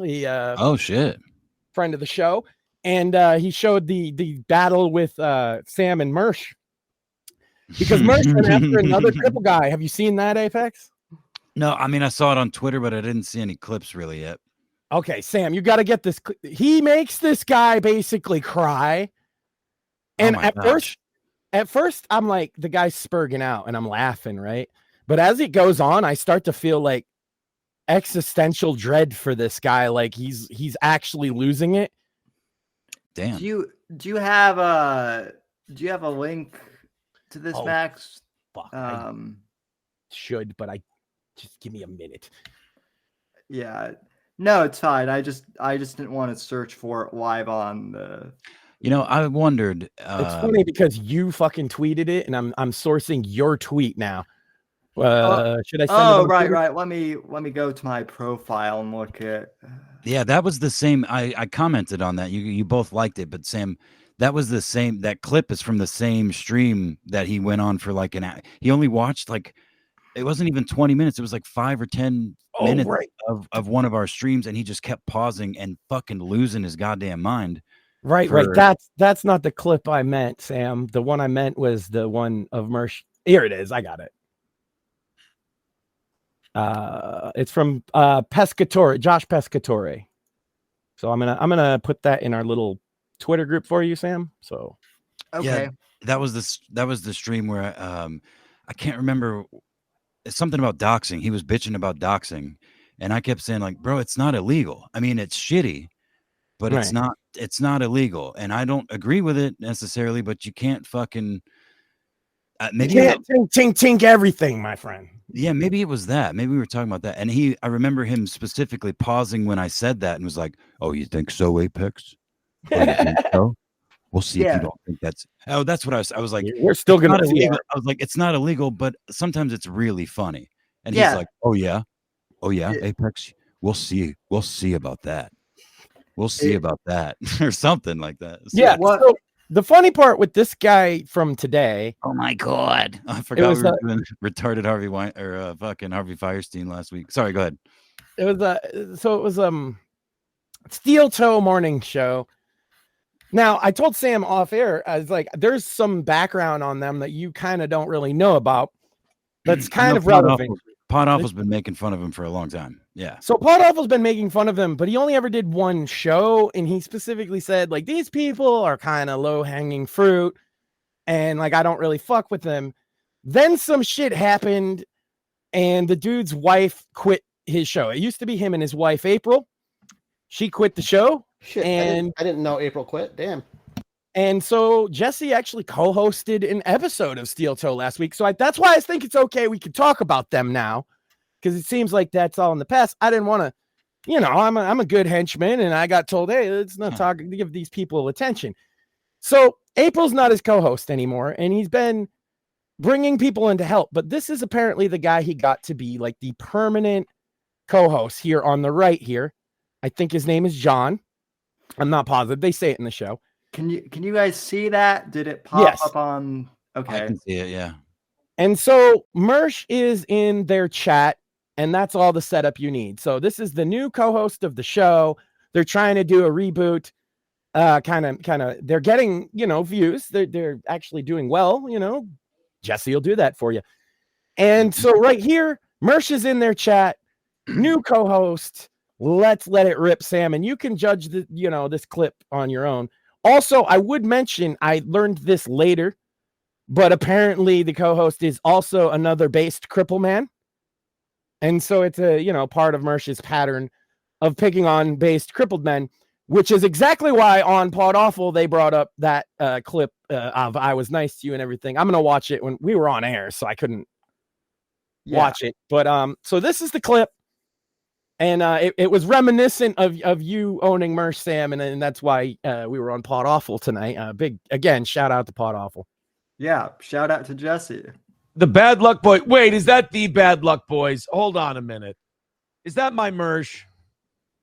Go to channel. Is that? It certainly is. Well, wow. Mersh with terse words for Johnny. How much does the co-host job pay? Because this dude sucks. Well, how about you get fucked? Mersh doesn't like you, dude. Oh boy, Mersh doesn't like me. What am I gonna do? Don't make me. Hold on, pause real quick. Between the two of you. In between the two of us, I don't. Just real quick. What's the Mersh's relationship to these guys? I didn't catch that part.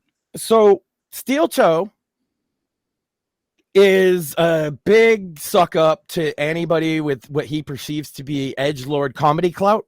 Okay. And that's it. That's their whole relationship. Okay, got it. Go ahead. Continue. Yeah.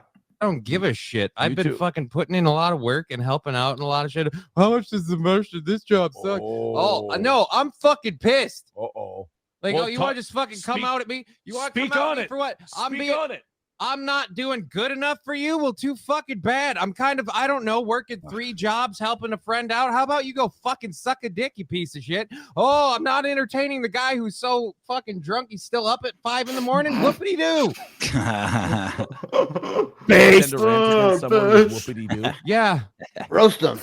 Because like I said, I've been working a lot. And I am getting sick of people like, oh, this guy's not doing a good enough job. Well, who fucking gives a shit? I'm doing the best I can for everything I've got to do. I've got to do his show 3 days a week. I got to do my show 5 days a week. And now I'm DJing 2 days a week to make fucking ends meet. So how about if you don't like it, you don't fucking watch it? Oh, this dude sucks. Fuck off. That's probably the wrong way to go about it, to be fair. See, that's where I said, he's spurging out. But as it goes on, I feel for Cleaning you, out the prize closet, and I found some cool shit. Just wanted to give you guys something nice. Steel Toe trying to Balls and wieners. Okay, psycho. No, that's you pay 5 monies. You pay $5. Just Did they pay 5 monies? Dude, like I said, I'm getting fucking. Just here, we're gonna let you vent. We're gonna let you. What are you doing? What are you doing? Are you leaving? Now, boys, break? remember, Sam, pause for a second. Yeah. You know where he's going? To his wheelchair. Damn. Just wanted to point that out since that might be meaningful to you guys. He did appear to be using both hands. Yeah. He walked off, and you can see the shadow of his That's chair. the cripple. I'm getting up out of here. Yeah, a cripple walked off.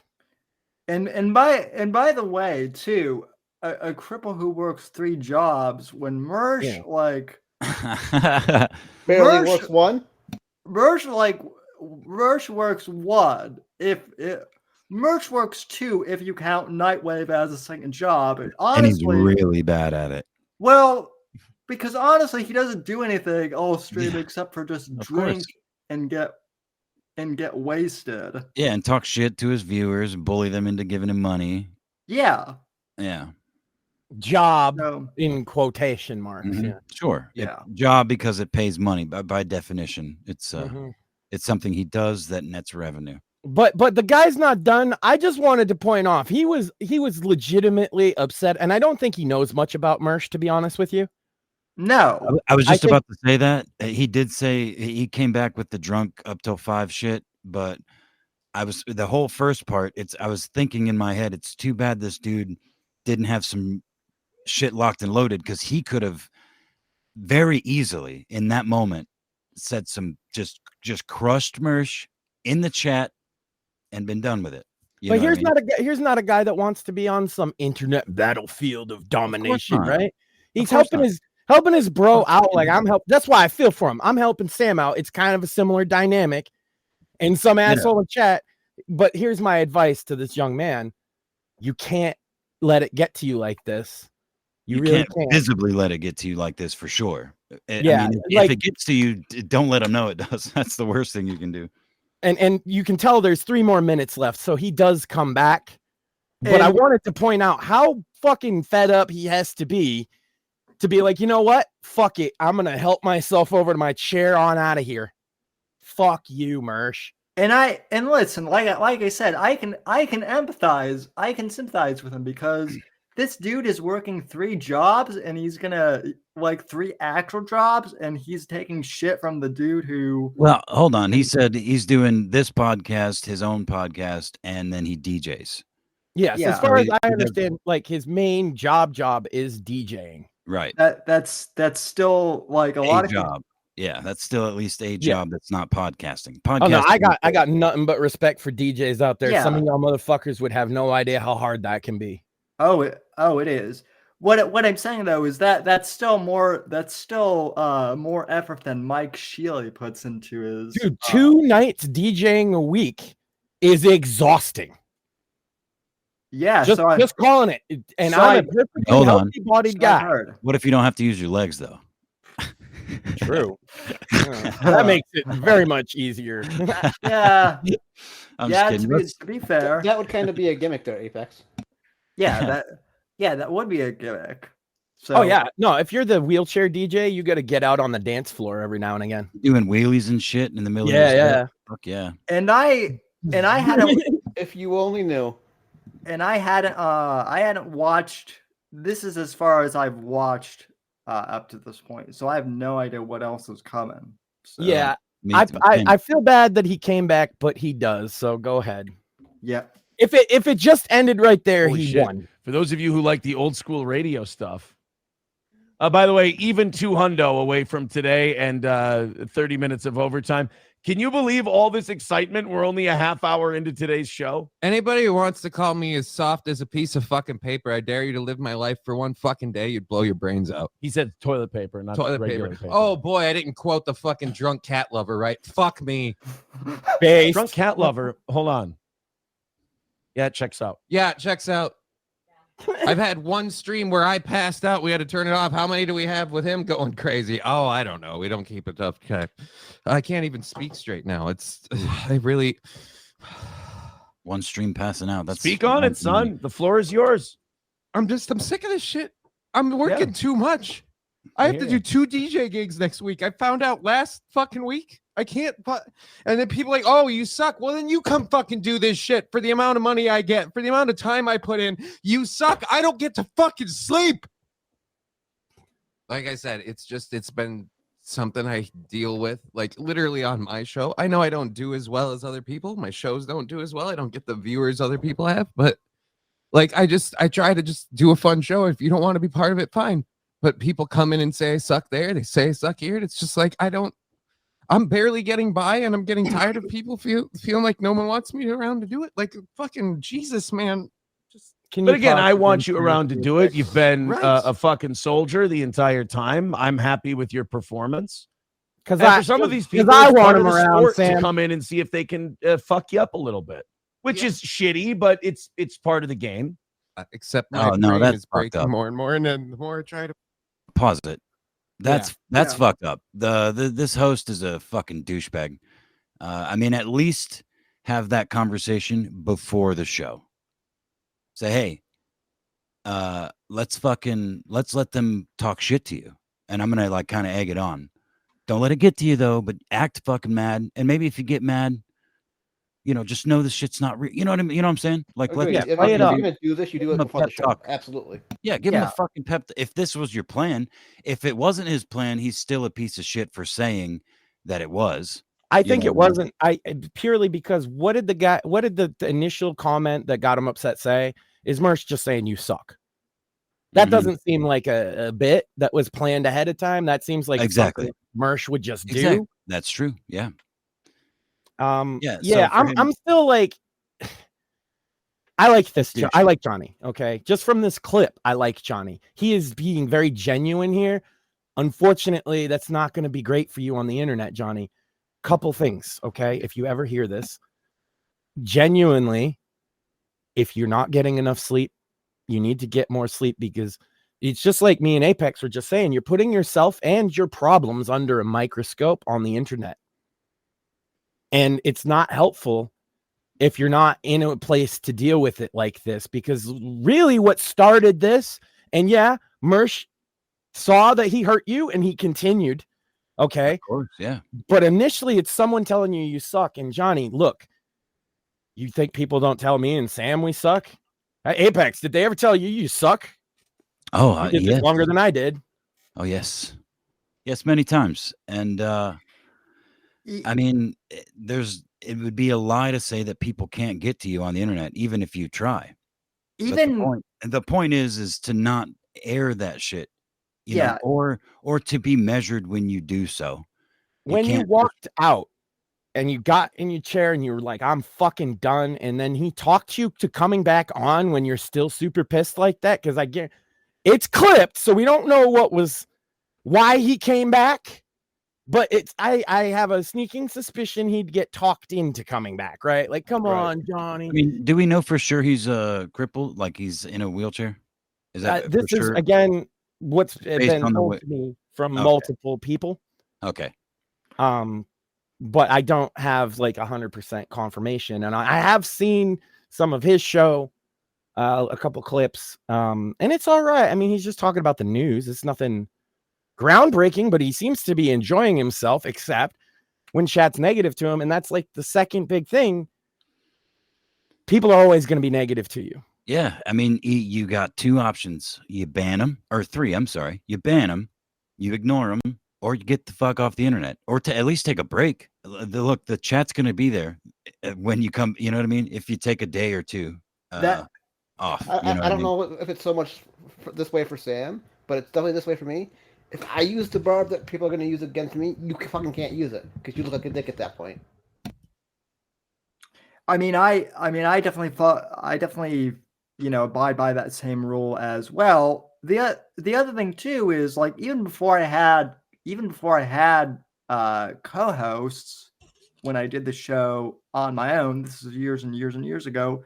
Oh yeah, people told me I sucked then, and I'm not gonna lie, like sometimes it would hurt, but like I wouldn't show it. And at the end of the show, like that would just drive me to be better.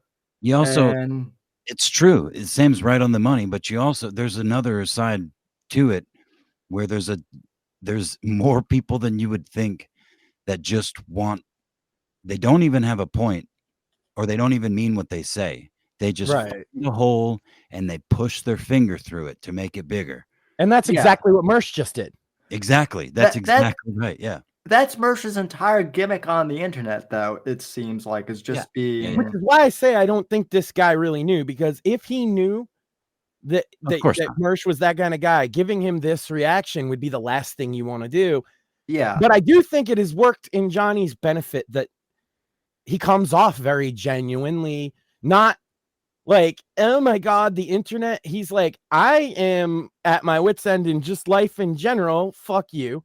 He did continue to dismiss Mersh's opinion, but you can't. That's and so here's big number 3, Johnny. If you're ever tearing up, you're gonna cry. That's when you walk away from the camera, bro. Yeah, because it's just gonna get used against you. In this case, it's I think worked out in your favor because everybody knows Mersh is a piece of shit, and because it seems so genuine, it's not just like a hissy fit, but You know, you got to not cry on camera like that when somebody's picking on you. This is the reason why I want to point this out too. This is the reason why a lot of authors that I talk to just do pre-recorded podcasts as well. Smart. No, that's same smart. Same with a lot of the musicians I know. They're not going to do a live show. Which because of chat specifically. Right. And listen, there's We nothing. love chat, but like we're in tune with that kind of vibe. Like we know, okay, somebody in chat. Like, my God, Dino Nuggies. If Shmuley makes an appearance, Dino Nuggies comes to tell us how horrible it is, right? Well, it's also like, and we all laugh. Well, also, like, in all honesty, like, part of the reason why I do the Monday show pre-recorded is just to have a break from having to deal with, chat too. Or just doing it live in general. I mean, the ability to edit is amazing. Like, you know what I mean? That makes things so much different. Oh yeah. Not everybody can do, and I don't even think it's exclusive to musicians or artists or even that genre. I mean, athletes. I mean, it just makes sense to be able. Just those are the people. You stumble on your words, and that's where the internet fucking just will zoom in, and they'll hit you on every social media with every meme that hundreds of thousands of people can come up with. You know what I mean? Because it's like a hive mind. So there's no better way to expose your insecurities than to put them on the internet. You know what I mean? And most people are insecure. Most people and when they find somebody doing exactly that, that's who's going to get focused on too. Mm-hmm. Because that's all they're looking. They're looking for a guy like Johnny. And I hate to say this, Johnny, but as many people as have come out on his side in this, there's going to be people that don't give a fuck about merch. Oh no! And like, if he stays doing this shit, he's never gonna. This will never go away. They see this, and they're like, "Oh, here's our new cow." This is his one freebie. From here, Johnny, you're gonna have to kind of like. If he doesn't put the walls up, if he doesn't put the walls up and get if he continues this route, then he's a new cow for at least a few people. Surely people have already probably thought of it. You know what I'm saying? Yeah. They're probably already working on it. That's my whole point about the hive mind thing. There's probably fucking at least a few people like doing whatever the fuck they do. We don't know what Jesse said and all this. Like I said, Sam. That's true. I want to get through this because I'm very curious about. Do you have that clip? We do not, because it's literally live now still. So I'm gonna watch it when we're done tonight. Shit. But Bummer. I am going to say, for my point, if you're watching right now, don't fuck with Johnny. Give him support, if anything. If you go over to their chat, I don't even know where they broadcast. These days, somebody might be anywhere. Don't shit on Johnny. He doesn't need it, and it's not really beneficial, and there's going to be people that are going to do that anyway. Yeah, if anything, give the host a hard time. Ask him why he was such a bad friend to his buddy there. And I actually didn't even catch that the first time I watched this. I'm glad you pointed it out, because that was a dickheaded thing to do. I wanted to see if the check could wind you up a little bit. I mean, knowing this dude who's doing you a favor is doing all this work, and off air, I'm sure he's fucking equally tired and stressed and shit. You know what I mean? Like, he doesn't seem to be like putting on a show. He's just kind of himself. Well, and to be fair, if I have to kind of piece things together, I think maybe that's also where Johnny's kind of frustrated. It's like, dude, I'm doing all this work. Now that I'm practically in tears, you set this all up. Gee, I'm doing you a fucking favor, and you fucking hung me out to dry. Fuck you. Yeah. I mean, the host is clearly looking. He's trying to. If he likes all the shit posty type of, podcasters or, quote unquote comedians, then that makes perfect sense. He's trying to, he will set this dude on fucking fire. Probably. Here's the thing though. If it got him 1 million followers. I just said this because it is relevant, right? His former co-host was his wife. He did this to her so much and so frequently that she quit. She said, I can't work with you anymore. That's the shoes Johnny's filling. Well, Well, and I haven't paid too much. Like, I don't really know much about like steel toe or anything, but like I did watch a video and that came up in my YouTube feed, and supposedly like they're getting he and his wife are now maybe getting a divorce over this whole thing. Like, Well, yeah, but here's the thing. like I said, I don't know. I'm just repeating what I've heard. I don't know if they're So- actually getting a divorce over it, but I do know that she quit the show. And I also know that there's a clip from when Jesse co-hosted the show last week, and Jesse's doing a bit. And the bit is, it's May 1st. He was on for May 1st, and he's like, May 1st, guess what that means? No more April. And this dude, this is his fucking wife, right? And he's like, yeah, fuck that broad. And he's like, whoa, I meant the month. You ruined. Yeah. Holy shit! Really? Yeah. And then he just starts saying, "Oh, I didn't say that broad. What do you mean?" That's incredible, dude. What Yeah, a so, I'm sorry, Johnny. You picked a shitty co-host, and he's probably going to do this more to you. He did it. yeah. To his If I had any advice for Johnny, it would be bail on this fucking retard and continue doing what you're already doing. That'll cut. What is it? How many shows did he say he did a week with this fucking 3 or 5 or 3 something. shows a week? He says he does There's no- 5 shows a week. Let me He say is- this, he- Johnny. his own Right show to 5 offend days a media. week. Yeah. Right to Offend Media would love to help promote your show, Johnny. All you got to do is quit Steel Toe. Fuck them. Fuck this guy. He ain't doing you no favors. Yeah. And Oh, you could, yeah. you know what? You could cut your own show down to fucking 3 days Absolutely. a week, probably. Yeah. Yeah, because Before- we'll be helping promote it to eyeballs, and that might take some of the pressure off, because it sounds like that's what he's got you doing. I bet you Because Pod that's what Awful April probably. used to do. I bet you Pod Awful would probably promote Johnny's show too if he was like fuck you and split, made Yeah. that shit public. Why not? I guarantee you. Well, I already know that Jesse's take on it is being sympathetic with Johnny here. Right. Yeah. So I kind of surmised that from what you were saying. So I don't see why he wouldn't support Johnny in his own, separating from this fucking douchebag.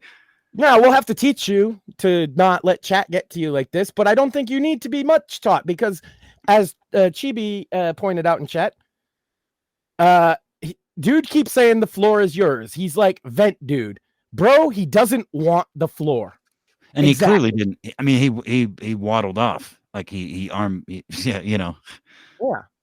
he left. He literally left. So I don't know. I mean, I don't know what the relationship is and shit. So again, if this was like ever a possibility, then at some point, maybe not before this show, but at some point they should have talked about it. This host, if this was his goal to like be provocative and like incite some sort of fucking fight with somebody like Mersh, some fucking like F-list internet celebrity, some fat fucking retard that doesn't even make enough money doing what he's doing now. His only real claim to fame is the, like we've mentioned before, was that fucking Dan Schneider shit, which was a long time ago, and being the co-host of ROTC, which is also a bullshit show. Which and is I don't think at best I D-list. was nice to you. yeah. No, No, yeah, he wasn't. But He his wasn't main nice show to is me. D-list. He wasn't nice to me, and I never asked him to be. He was nice to Sammy though, at least He in his wasn't mind. nice to Johnny. Which is probably why Pod Awful brought it up, like to because that's the kind of joke he would do, right? He'd go through the whole Sam thing just to be like, "Oh, Mersh, but you weren't nice to Johnny, were you?" That's a very Pod Awful Yeah. kind of joke. Which Johnny Fox? Oh, No. yeah, fuck Johnny. No, this Johnny, cripple co-host Johnny. Oh, God. damn, Oh, maybe I fucking- shouldn't reach out to him, because we could have him replace me, and then there's 3 cripple guys. Oh, shit. No, you're 3 cripples and a retard. I The return of Apex. Three cripples and a retarded giant. 3 cripples, a retard, and a giant is pretty Oh, much well, the show. But we'll but have now to- it's 2, so Yeah, I'm not quite as giant, but I am over 6 foot, so yeah. I'm like Slender. I'm like Slender Man. And a schmooly. He's Qualify. just a schmooly. and then occasionally we'll get Alan Pala. You know, that's the other thing I love is like when people. He's the fucking Wendigoon of our group. Go ahead, Sam. Well, people get nervous. Will Alan Pella show up? Will he not? You never know. I said Wendigoon. I meant Wendigo, the mythical creature, not the fucking. Yeah, that's what I was thinking too. YouTuber. Yeah. Yeah. So. Yeah. Anyway, the mythical beast that would rip somebody's head off, but is yeah. Well, he has to drive to your house first. Yeah, he appears in the mist in your driveway one morning. That's it. No, I love it. The more I sound stupid and. Oh wait, hold on. What's he saying? Back that up. Yeah. We got another minute. There is like a little more. Yeah, let's finish this. I feel bad, but let's. We had to stop because there's a man in tears. Yeah. Yeah. Part of the game. Except my brain is breaking more and more, and then the more I try to fight him, the more I sound stupid and retarded because I can't even keep my thoughts together anymore. I haven't smoked any weed today, just so that way my brain would maybe work a little bit better. And I just, like I said, I get hung up on stuff, and I'm tired of you suck. Why is this guy here? This guy sucks. I hate this guy. And then I'm doing that every day to come in to do this stuff. Like I said, I haven't gotten any sleep. I came in to do the show today, and then just here's $5. This guy sucks. How much does the gig pay? Nobody would do the gig for the amount of money I've been getting for the last few months. Nobody would. My son would. Well, yeah. He loves me. Fuck you, Aaron. You want to work through this, or you want to take what? Dude. He's crying. Eat a dick, Aaron. Do you want to work through? He's fucking crying, bro. My God. It's no wonder his wife fucking quit the show. Jesus. Yeah. I think I found my new cow. And it's what a fucking cunt bag. What do you want to do here? Shit. You know, up until now, we weren't supposed to talk about $199 from because he was Chip such a Galloway. Sorry, Sam. Go ahead. No, let's No, you're right. You're right. But I might just, my gamma nature just observe a little bit. Oh boy, the return. Somebody got rid of it. Thank you for whatever you said. $2 from the Bad Luck Boys. April is more of a man than Johnny. See, I don't think this is helping. Yeah, just read it out loud. I don't think Dick. Jackass. For $2. You're right. $9.99, or I'm sorry, $10 from Reichs Marshal Klaus Barbie, which is one of the greatest names ever. Strictly for Johnny. I love how that one person's fucking, worth a half a shit. I can't believe he sat there reading like $1 and $2 chats. Yeah, I love how he probably doesn't get many though. I love how he's reading like, oh, this is like I'm just gonna pretend that nothing's happening. Like for once, Johnny's not looking at the fucking screen. He don't know what anybody said about him. I'm gonna make sure I read it for $2 Let me break my friend's basically like I'm at my wit's end. Let me break him just a little more for $2. My God, Aaron, have you no fucking? This was Pod Awful's original criticism of this guy is that he has no fucking shame whatsoever. Yeah. That appears obvious, yeah. At this point. Yeah, I honestly didn't know who this guy was, like at all. Like because the bottom feed. See, Pod Awful, he did one episode about them and a bunch of tweets. And then in the episode, he said, at the end of it, like, we're not dealing with these people anymore. They're such bottom feeders. He came back to prominence because his wife left him. That got him some notice. He did, I guess, some to how far he's fallen. And so he's to having attention. But my God, Aaron, you're gonna have on this like let's be as friendly about it as possible. Disabled man who's clearly got a lot of stress going on, and you're just gonna pick at his worst fucking insecurities on stream for $2. Yeah, I mean that I wouldn't be surprised if that was his plan. That might have been the plan maybe you're right. See, he had the plan in his head all along. He didn't share it with him because he knew Johnny wouldn't go with that plan. You know, truth be told, that was my plan when I joined Sammy as a co-host, and I failed miserably. So I just stuck around just to not look like a failure. See, I tried. But that's because it's impossible to break Sam. That's because it's definitely not true. But it sounded funny in my head at the time. I don't even think I could break Sam. No, well, no, Sammy's a good boy. He always has been. The reason I joined Sammy and is I'm the because, other cripple. like I said before, Sammy was taking his shirt off and showing his fucking feet for like 12 people in chat, you know, and like talking about nothing. It's like political podcast, just, you know, meandering and then reading, just literally just responding to chat. And I'm like, bro, you need a fucking co-host. And I wasn't suggesting myself at the time at all. But I was like, hey, you know what? I'll do it. And I've enjoyed every bit of it, except for before I quit. You and I, why you fucking quit, and that's a good call, I think. Yeah. Well, you know, actually, and that kind of also brings up another point. You know, this guy could quit and maybe take a break and get his stuff together and then come I feel back. like he thinks he can't because sounds like he's got financial troubles. Right. He's making it. He said to make ends meet, I'm doing all of this bit. It's clearly not working, dude. No, you know what I mean? It's not in a way to make it worth your while. You got to do something else, man. Yeah. Chibi says to Apex, glad you came back. And we're all glad. Likewise, Apex. I'm gonna suck Sam off here for a second, but thank you for inviting me on the show, Sam. Oh, you're welcome. We love you, Mort. Speaking of shows, Mort. Yeah, we're not doing everything tonight, but you said tomorrow.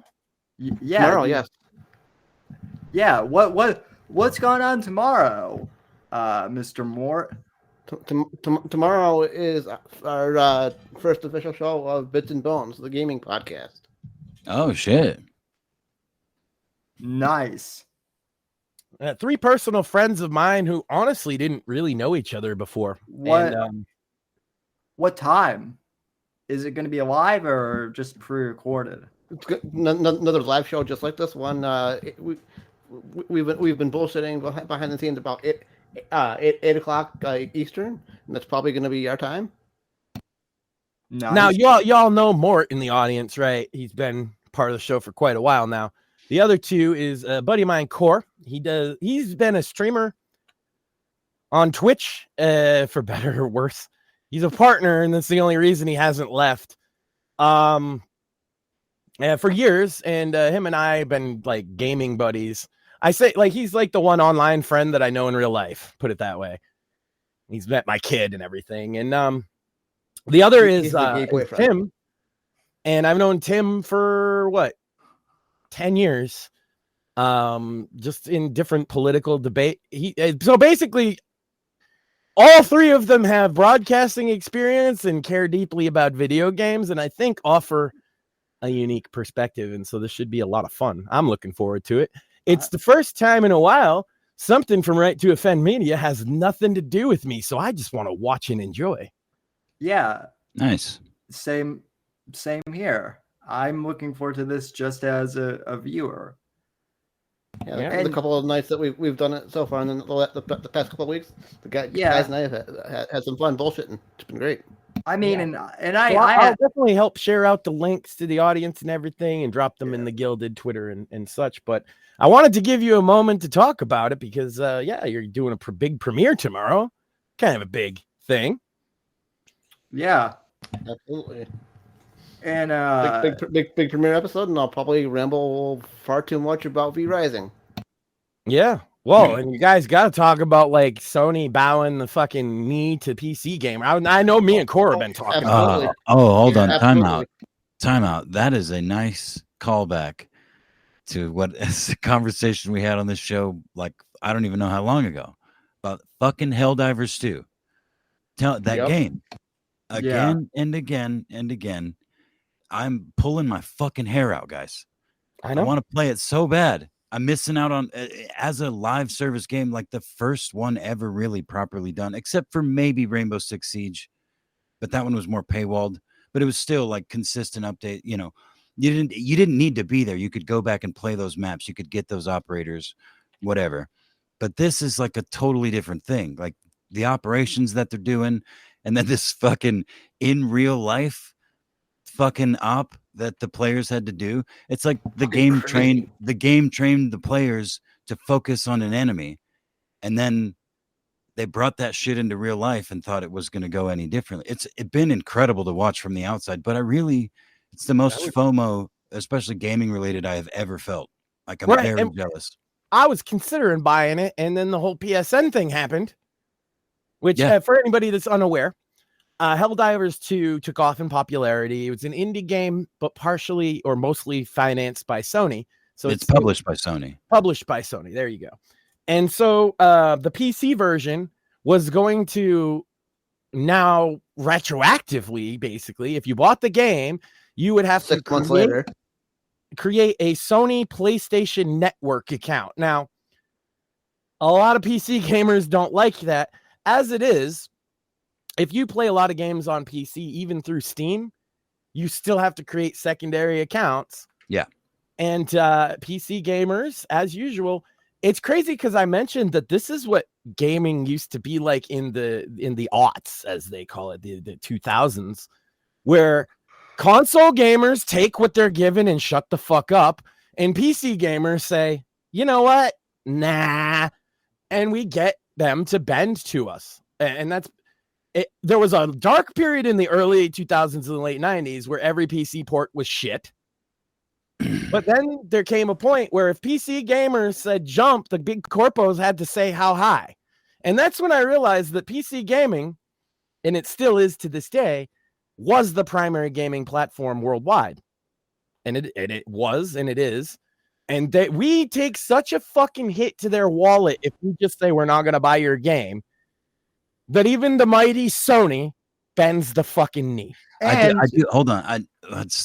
Damn it. Hold on. I do have to get this out, Sammy, because I will forget real quick. Go for it. Go ahead. To push back a little bit. Sony did it's been a thing, just like you mentioned, for like Ubisoft games and various other games that you have to have an account with their company. Yeah. So it was planned. It was in the thing when they launched the game, but I know you guys didn't play it, but I remember watching launch, and it was so huge that like there were thousands of people that couldn't play, like because the servers were overloaded and shit. So they literally started stripping chip. They literally they stripped the live service back, including like cosmetics and rewards and shit like that. They cut as much because of server issues. Yeah, because of it's literally there were millions of people playing this game that they expect. It was supposed to be like a middle game for Sony. You know what I mean? Like it was supposed to be like in between Call of Duties type of shit. Yeah. And all of a sudden they got a throwaway springtime game. It's also fresh into Sony's, foray into releasing both on PlayStation as well as PC. You know what I mean? I believe it's the first dual launch they've ever done. I think so. Yeah. They did some retroactive shit, but yeah, I think you're right. I think it's the first. So for taking all of that into account, this tiny Arrowhead studio, coupled with Sony, this giant, one of the biggest publishers in the fucking industry, is it's been incredibly fascinating to watch. And again, it just gives me like this FOMO. I wish the game looks like so much fun, and I don't even have friends to play it with. It really, to me, from the day one I saw anything to do with it, it just looks like Starship Troopers, the game. Exactly. Yeah. Which is what I've always wanted. Absolutely. And even the Starship Troopers games kind of blew. Yeah. It gives me Lost Planet vibes. I think I mentioned that before. Lost Planet was an old Xbox exclusive back in the aughts, as you mentioned. I have Sammy, Lost keep Planet on it. 3 still. Yeah. Well, and it's like they took Starship Troopers, crossbred it with fucking Lost Planet, and made it like a war or something. I don't know. It's fucking wild. Yeah, it's fucking great. But then there's all this like associated bullshit with it that's just been wild to watch.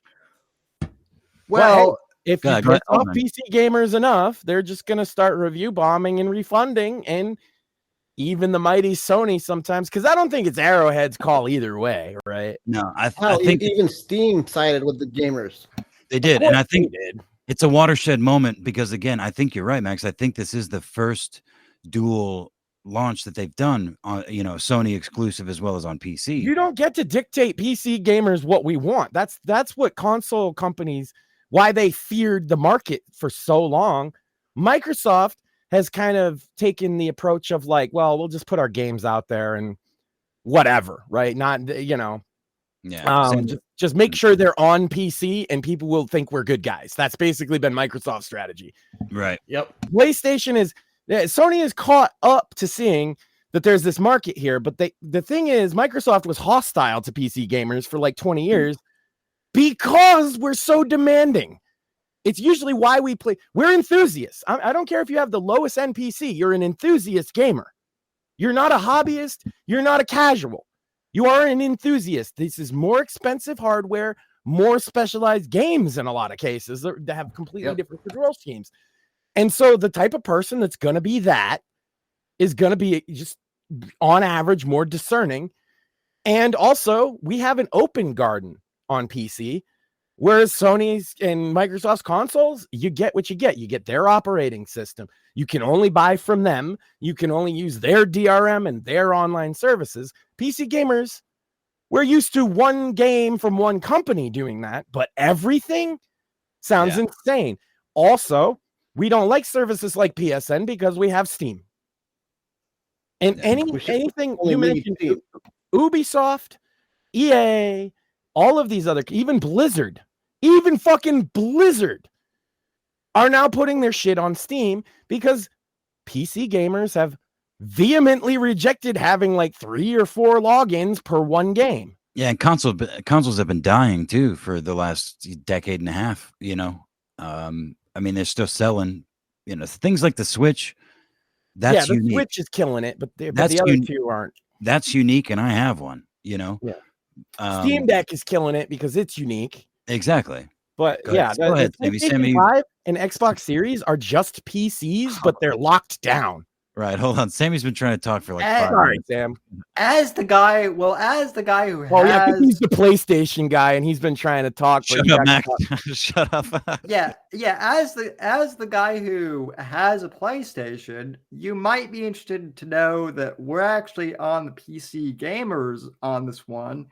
One of the big things that a lot of PlayStation enthusiasts, like myself, who go back all the way to the PS1, can't stand is, having a PSN account just to buy games. That's okay. That's one thing, right? But the PlayStation Premium service is something that. Oh, right, because you have to do that to play online, right? Yes, and I forgot about that. And the PlayStation Premium and the PlayStation Plus service is like $20 per month. Jeez. Just for that. And that's more than Game Pass. Yeah, and they jack up the price like every few years. So like if you're the reason why I like PlayStation and I'm open about this, I'm not like Max, where I'm a hardcore. I am more of a casual. You're not an enthusiast. That's my point. PC gamers are enthusiasts. Right. You're not getting it for that reason. You get a PlayStation because it's easy, right? Right. So, and I'm okay with admitting and that. There's nothing wrong with that. I don't want to make it seem like I was saying that's wrong. No, right. But that also kind of proves my point. So there are a lot of people like me who are just casual. So it's like, well, shit. Why do we want to spend 20? Like you're telling us especially you mostly play single player games, as I understand. Yes, I do. So, but then that's what I mean. For you personally, playing mostly single player games, what's the $20 even get you? Maybe a few free games that were like released 5 years ago, but not worth $20. Yeah. Well, they're not. Some of them are. Yeah. Some of them are, yeah. They're I not. feel you. Well, they're not. But it's like, random, so it's not. It's like a right. mystery box. Well, my point being though is like, because I looked into this, they're not giving us any like discounts or like like early order access, Yeah. for like something, yeah. Yeah, and to be clear, the PSN account required for to play Helldivers was a free account. You didn't have to do like the PlayStation Right. Plus. It was Right. just They it were was not free. asking for money to play Helldivers, but was just to besides boost the their box metrics. price. It was just to boost their metrics for the fucking shareholders. That's Yep, literally exactly. it. PlayStation is dying. That's all it is. Yeah, but we got these many people to sign up for Helldivers. Look at this. We're so great, shareholders. Yeah. Sammy, do you have PS5? I do. Okay, then you should probably buy Helldivers too, just because. Yeah. You can play it by yourself. You don't have to play with other people. Yeah, and then you gotta pay that it's kinda $20 fee to play. What $20 fee? No, you don't. Or do you? Oh, you don't have PlayStation? No, you don't. I don't think you need PlayStation Plus. Oh, yeah, you probably do. Yeah, I was just saying you needed to play online games at all. Yeah, that's true. But if you already have it, then I mean, whatever. Us PC gamers forget that. It's like, oh, you gotta, because I play WoW every now and again. I pay the fucking sub fee, so I'm not opposed to pay to play kind of games. But man, to play every game online, I know I did that before when it was Xbox 360 era or whatever. But like since then, it just seems so weird to me. And actually, I do now because I pay for Game Pass, but I'm more paying for like 150 games than I am for the fucking online service because I don't play online. And my son mostly plays, and he's banned from he's 8. He's not playing multiplayer games yet. To be fair, the PlayStation Plus account, like when you get those 5 random games a month, when you download those to your account, they're yours forever. So you effectively get 12 free games a year if you spend the $50 on PlayStation Plus, as well as internet access. Fair enough. I mean, you get games like I have Bloodborne, I have fucking one of the a couple of Ratchet and Clank games. Skyrim, I think I got for free, maybe. Wait. So Apex, you have a PlayStation? I have a PlayStation 4 that I haven't turned on in probably 3 years. It's still sitting on the same spot I put it when I moved in here. Oh, so the last game I played was fucking Ghost of Tsushima, and I loved it. Yes, that would be my Xbox me Series X too. if my son didn't play it. Right? Would be I haven't played it since I played like one game. No, I tried playing Starfield on it, but Starfield just kind of blows. Yeah. Sammy, I probably have been on this show long enough that I was talking about Ghost of Tsushima. Yeah. I remember because I had just gotten my PlayStation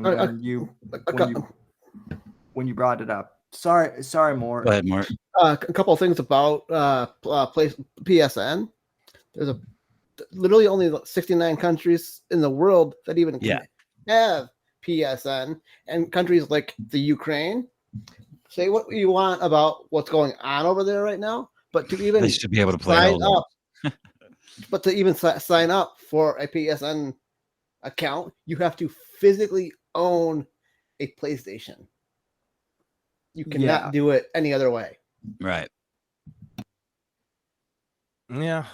Yeah, it's like 150 something countries. I think it said that that got locked out. Or we're going to be. They never implemented it. They were supposed to on like the 1st or the 5th or something. That we're going to get locked out. Yeah. Yeah. Like I said, I've been a PlayStation guy since the PS original. Long time PlayStation fans are not like thrilled with. We haven't been thrilled with Sony for the past couple of. I'm years. one of those people too. Go ahead. So, Go ahead, Sammy. Yeah. And I think and they're all talking about the PS6, and I'm like, I'm not like. I mean, come out with some games, man. Like that. That's what I understand. The PlayStation 5 has an issue with. There used to be a lot of that was the main reason to own PlayStation.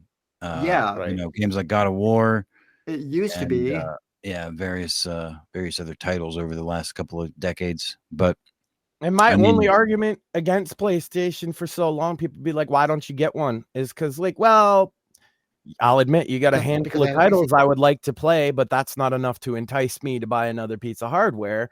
But it Yeah. certainly was an argument in their favor that they no longer have. Right. Yeah, no. Yeah, they don't. And Xbox might be cranking out shitters like Starfield and Redfall, but they've also been cranking out a bunch of good ones too, like Manor Lords, which is being partially published by them. Halo. I saw some recent gameplay of the Halo, whatever recent Halo game came out. Looked kind of old school and fun. Yeah, Infinite's pretty fun. Yeah. I saw. All right. I saw some footage last night that is supposedly real of the new Max Payne of the Max Payne remake, shit. and it looks really good. I'm just. Wait. Go ahead. I'm afraid. The one thing I am afraid though is that they're gonna do what they is it in the Max Payne remake. They're gonna do what they're allegedly doing with the Witcher 1 remake, which is to make it woke. Yeah, of course. I would just assume that. Yeah. If the sex cards in Witcher are not there, it's not worth the price. Period. Yeah. Wait, remind me, is Max Payne the one where you got like the slow-mo diving? Yes. That's bullet time. Fuck, that was so fun. Yeah. I think I've just recently played the first game again with some mods, but not too many. I think it holds up. It's my all-time. Max Payne is my all-time favorite video game. So tells a great story, does it in a unique way, has an artistic style, almost noir. Why do you think I'm so into film, into noir? Jeez, I wonder if it has anything to do with The Fourth Estate, written by Sam Whitfield, that you can get on Amazon. Boom. Well, certainly you can see the Max Payne influence in The Fourth Estate. Yeah. For sure. Definitely. No, there's definitely some influence there. Also, shout out to everyone who purchased the book just yesterday.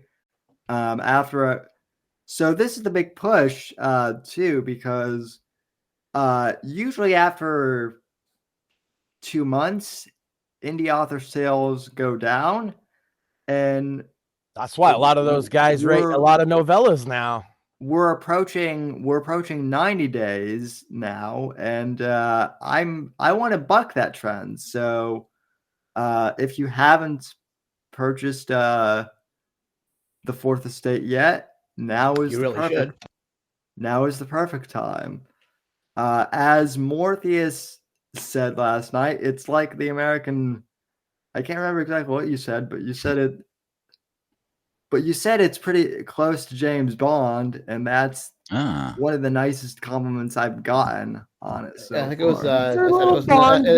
It's a Bond meets Bauer kind of vibe for sure. It was in the vein of James Bond, and it's a political thriller. Yeah. Listen, folks. In the vein of Jack Bauer, and that John Ryder don't fucking. He gets it done. Which, by the way, I've actually been rewatching 24. That show holds. In some ways, it is. In some ways, like as far as the technology goes, it's extremely dated. You can tell it's from like the early to mid 2000s. Yeah, certainly. But like story wise, like the whole thing of like the deep state, it's like shit that we're actually dealing with like in real life now is like, holy shit. We thought this was just an exciting TV show thing. No, that's part of the trick. They like to show us what they're going to do and how things are going to play out. Yeah, exactly. You know. So anyway, folks, you can end the debate. You can buy The Fourth Estate, and you can leave yourself a review. Tell us what you think. Yeah. Humbly, we request any and all purchasers to leave us a review. Just letting us know. It helps out a whole bunch, even if it's not a good review. Yeah, especially as long as it's honest. As long as it's honest, yeah. As long as it's honest and as long as it's verified purchase. Right.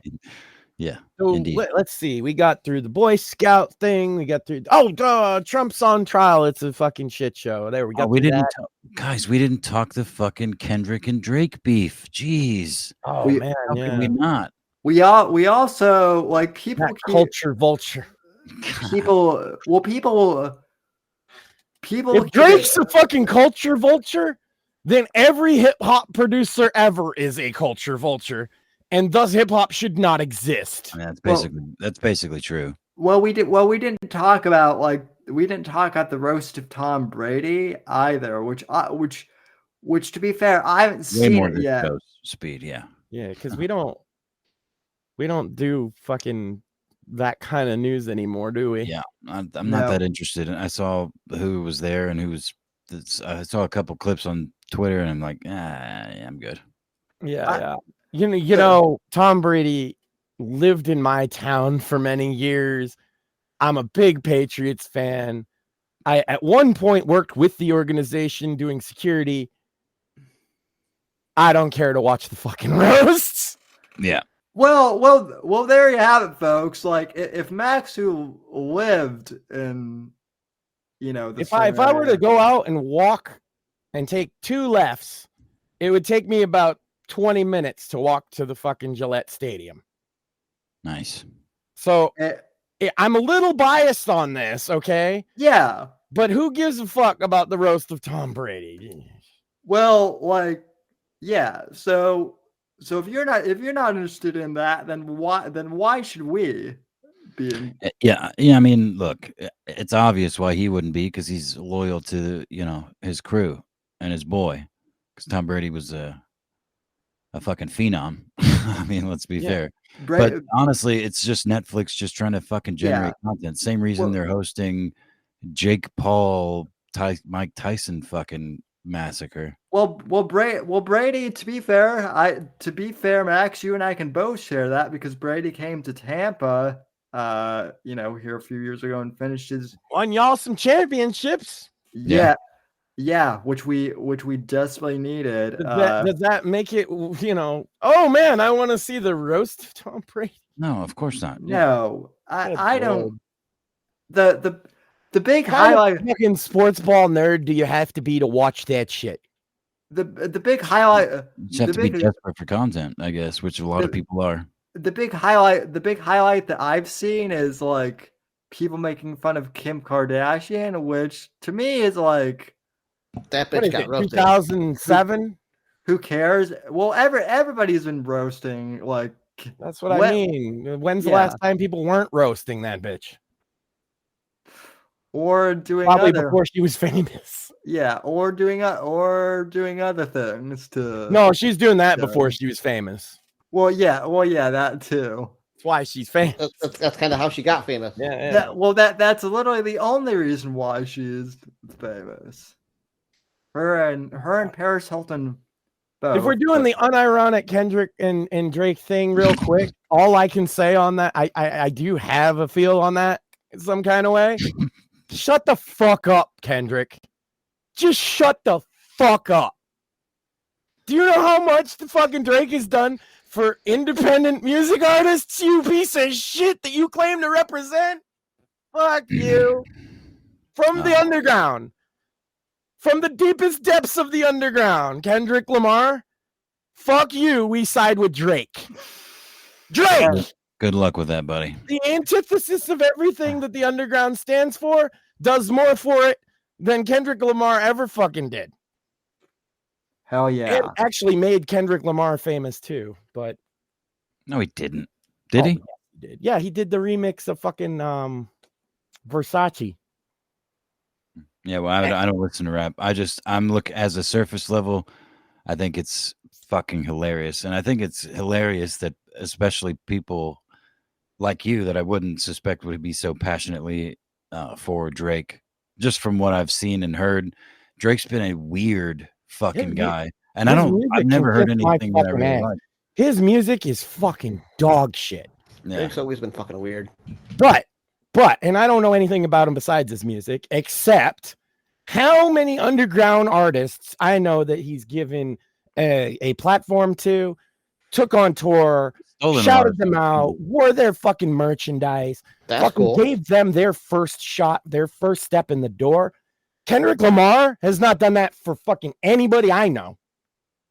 Yeah, I don't know, man. I've heard it explained differently, but of course, there's everybody's got their. I'm saying it from what I've never met Drake, but I know a lot of people that you would not expect that would stand up for him in this. Yeah. The underground, especially independent, rap artists, especially, weirdly enough, will stand for the most popular rapper that exists. Yeah, for sure. I mean, I know he's stood on. He's definitely used a lot of smaller people and brought them up, but he's, at least from what I understand, has used a lot of them and just kind of. I don't have anybody that would say that. Personally, so yeah, again, I don't have any personal experience. I have no idea. I'm just repeating. I've never heard that until now, and if it's true, man, that sucks for them. But I'm on the flip side of the coin. That I could probably name a couple artists that he put on that like would have nothing but like praise for him, and then say, but his music's trash. Right. Yeah, that's fair. awesome. Chibi said in regard to Kim spit roasting her. Well, yeah. I gotta chuckle. Yeah, there we go. She said it, not us. So yeah, the what I find most interesting though is like the pedophile shit, because Drake has been like known to be around really young women and underage ones. I mean, there's a clip of him. Yeah, there's a fucking clip of him that I just saw on Twitter like today or yesterday where he's like macking on this girl in between. She's on stage and he's like touching on her and shit. And then she turns around. He's like, wait a minute. How old are you? She's like 17. And he's like, oh shit, I can't go to jail yet. And then he like gets up in her face again and is like kissing all up on her cheek and her ear and shit. Yeah. I mean, shit like that. Ooh, that's fucking weird, dude. Called out for it. Totally. Yeah. I don't follow his personal shit, and I haven't seen. He didn't respond to in this diss, though. That's what I find it. Because again, I don't listen to either of them, but I have listened to both of their diss tracks because it's been fucking everywhere. I legitimately haven't listened to either. I'm just like, bro, from the side of the fucking independent scene that Drake has helped out immensely. Sure. I mean, I have to point that out. There's more perspectives than that, though. Surely, you know what I mean. Surely you recognize there's more than just your perspective, right? Of course, I get that, though. I understand the loyalty. But nobody's speaking my perspective. You know what I'm saying? No, but you are, and that's what matters. Yeah. That was my point. Was like I'm not knocking you for saying it. I'm just saying there's more to it. Surely, that's all.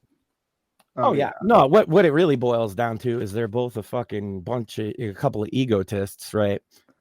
That's what it really boils down to. And that beef gets you fucking clicks. And I mean, I saw a headline that Kendrick released all copyright on his music so that reactors could make money off of all this beef shit, which is something Drake does. And I did hear in the last song that Kendrick released, he specifically calls Drake out for that. He sort of calls him, I can't relay the lines specifically, but he effectively calls him a colonizer. And it explains what a colonizer is: someone who moves into an area and exploits the resources and takes it all for themselves and leaves everybody else behind. And then right after that song released, he was like, yep, no copyrights on my shit. So good luck with your Drake songs, though, which is pretty cool. I mean, talk about standing up for the independents. I mean, the reactors, as much as I fucking hate them. Yeah, fuck that's what I'm saying. Is like standing up for reactors doesn't really win me over. Well, sure, but it seems to be my motherfucking friends' music all the time. It seems to be like the new barbershop for black kids, though. You know what I mean? Like they're on the internet now, and they go to their favorite reactor, and they're fucking seeing their favorite reactors. It seems to be fucking everywhere. Like for some reason, they pop up in my feed, and I watch a couple of them just because fuck it, it's something to watch. But yeah, like there's some fucking huge ones out there, dude. And they No Life Shack has millions. No Life Shack, yeah. And I like No Life Shack. But here's the thing: No Life Shack has, without permission, watched some of my friends' videos, right? And that sucks. You know, there's a one point where people are like, oh, isn't it great? It gets you all this attention. But on the other hand, most of those people ain't going to go buy it or listen to it again. Yeah. Sure. So you That's just true. Yeah. I mean, yeah, it's good. They could be more amicable, but at the same time, it's a hustle. It's a new fucking. and what are they? What are these artists I do who, by the way, actually make livings off of their sales? Not like, oh, I'm driving a Lamborghini. Like, hey, I made rent this week, right? Yeah. It just sucks for them because they can't. They can't defend their intellectual property because if they do, they get called a big meanie.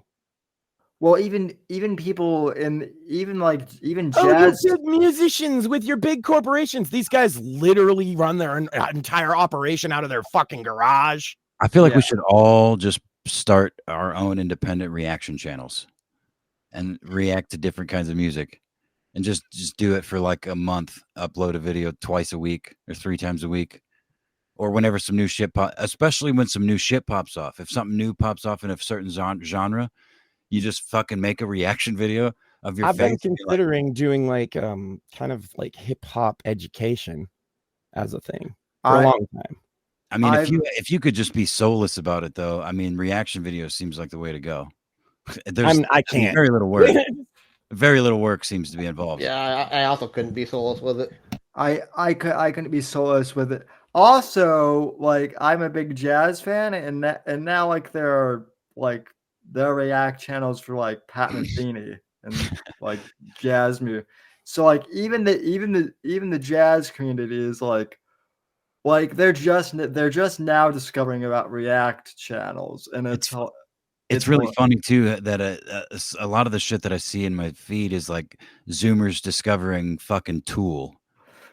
You know, they're hearing Tool for the first time, or black people hearing Tool for there's a lot of that, like just random black people. No, or like, first time hearing Alice, they got their hands on their fucking face, like, whoa. Can I explain a little more? Laugh Shack hearing Freebird. I don't care if people are reacting to big record company shit. Yeah, it's a small What stuff. bothers me is these independent artists, you know, and they're actually put in a position where they can't defend their shit.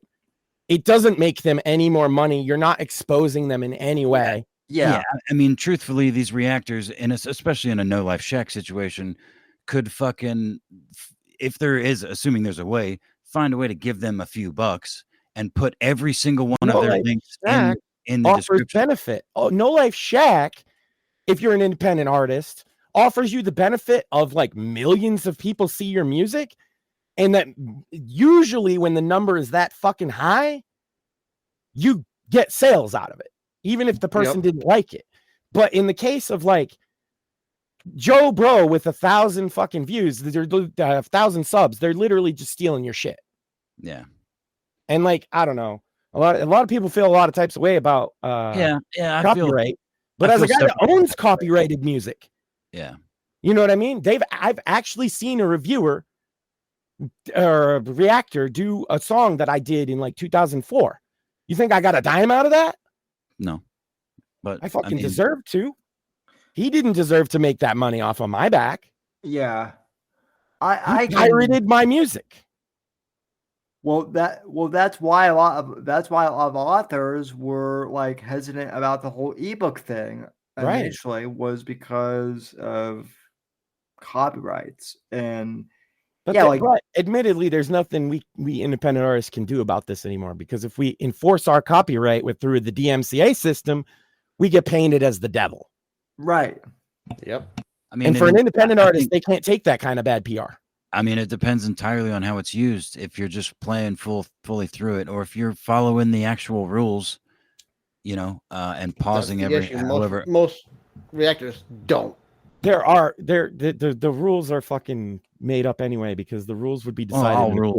All rules fucking are, man. I mean, you know, but if you can add commentary and not just listen. What I mean is it's made up by YouTube themselves. The rules have no basis in law. Okay. I don't know. I do know. Like, okay, so the few second thing, that's something that YouTube decided. That's not something that's been decided in a court of law. And YouTube DMCA system is a way to circumvent taking these things to court. Well, there is a fair use law, right? Yes, but it doesn't say, oh, if you pause every 5 seconds, it has to say something. The judge's interpretation. Okay. And this is what gets lost in a lot of the DMCA conversation. YouTube doesn't get to decide that. They're just putting a system in place that you and the other party have now agreed to use instead of court. Yeah, they're putting it in place so they don't because get they don't reamed. want a ruling in court. YouTube does not want the ruling on this. No, they don't want to get reamed in court. Right. Well, yeah, that's why they're still a platform and not a publisher, right? That has something to do with that. That's like until they want to be a publisher. But in terms of the DMCA, they said, oh, well, we'll just put in our own system and you agree to use the system. That's why if you fight a DMCA claim, it says you need to go to court. Right. So YouTube does have rules. You're right about that. But those rules are made up by YouTube. And they don't actually correlate to anything in the legal system yet because YouTube doesn't want that case to happen. Sure. That's fair. Yeah, we are making Sam sleepy, though. Chibi's right. Right. Is it time to wrap it up, Sam? I think so, yeah. Yeah, we're at the point where we're talking about copyright laws on the show, which that's a hot topic. Yeah. No, I'm sure it is. And listen, I don't know when yet, but I'll be going on some more podcasts to promote the book and maybe having some authors on this coming week. Within the next few weeks to promote their stuff. As always, Sam, you can buy the book, The Fourth Estate, Sam Whitfield, on Amazon. Writer Thriller. On Amazon. We got big stuff coming this week. We got our next podcast and Right to Offend Media's little network, Bits and Bones. Starting tomorrow, yeah. Starting tomorrow. That should be fun. Yes. We still got the women's podcast, which is now going to be called The Sandwich Makers. Nice. Where's that? Where can you find that? That's coming soon. Okay. It's dependent upon summer, basically. What else do we have, Sam? Maybe we did so many ad reads last week. I'm just like, there must be more. Yeah, right. Not for any of our stuff. I know Eric Bishop's book is coming out in June. He'll be back on the podcast. I don't know when, but he will be back to discuss that soon. So also on Bits and Bones, we do have our own Rumble channel now, so I will post that in the comments down below shortly. Yeah. And I'll also put it in my Twitter. Yeah, and drop it in the Gilded when you go live as well. Nice. So, so thanks everyone for tuning in. And if anybody heard me and you're interested in me talking about fucking rap music as a show, then let me know. If not, because I don't think anybody would be. But if you are, I've been considering that one for a long time. That sounds like a Cringe Coffee House thing. Yeah, I would be interested in coming on just kind of like as the dumb, teach me type. Fair enough. Cringe Coffee House. The problem is everybody wants me to talk about Johnny Fox, and he's so boring. He's so boring. Oh my god! You got to find a new target, man. You need to find another cow. But that's the thing is, I got an audience of, well, why aren't you talking about Johnny Fox? Well, maybe you can spin their interest into a new cow. Speaking of that, what pisses me off is I've been trying for like a month now at this point to try to get other people to look into fucking Johnny Fox. Aaron, I'm holding. And the motherfuckers won't. Yeah, Aaron, exactly. Thank you, Sammy. Yeah. Well, thank you, fellas, as always, for having me on. I very much enjoyed my time with you boys. Always a pleasure. Chat. Great to have you on. Listeners, thank you so much for listening. Please buy Sam's book, send him a donation, subscribe to the channel, whatever you can do. We appreciate it. If not, come back next time. Thank you, guys. Check out Bits and Bones tomorrow. Alrighty, folks. If you like this, Adios. you probably like that. Thanks for listening to The Whitfield Report on the NGC Network. Please visit Sam's website at www.thesamwhitfield.com and support Sam on Patreon at patreon.com/Whitfield Report. Until next time, God bless, God save this great nation, and God, freedom, legacy, in that order.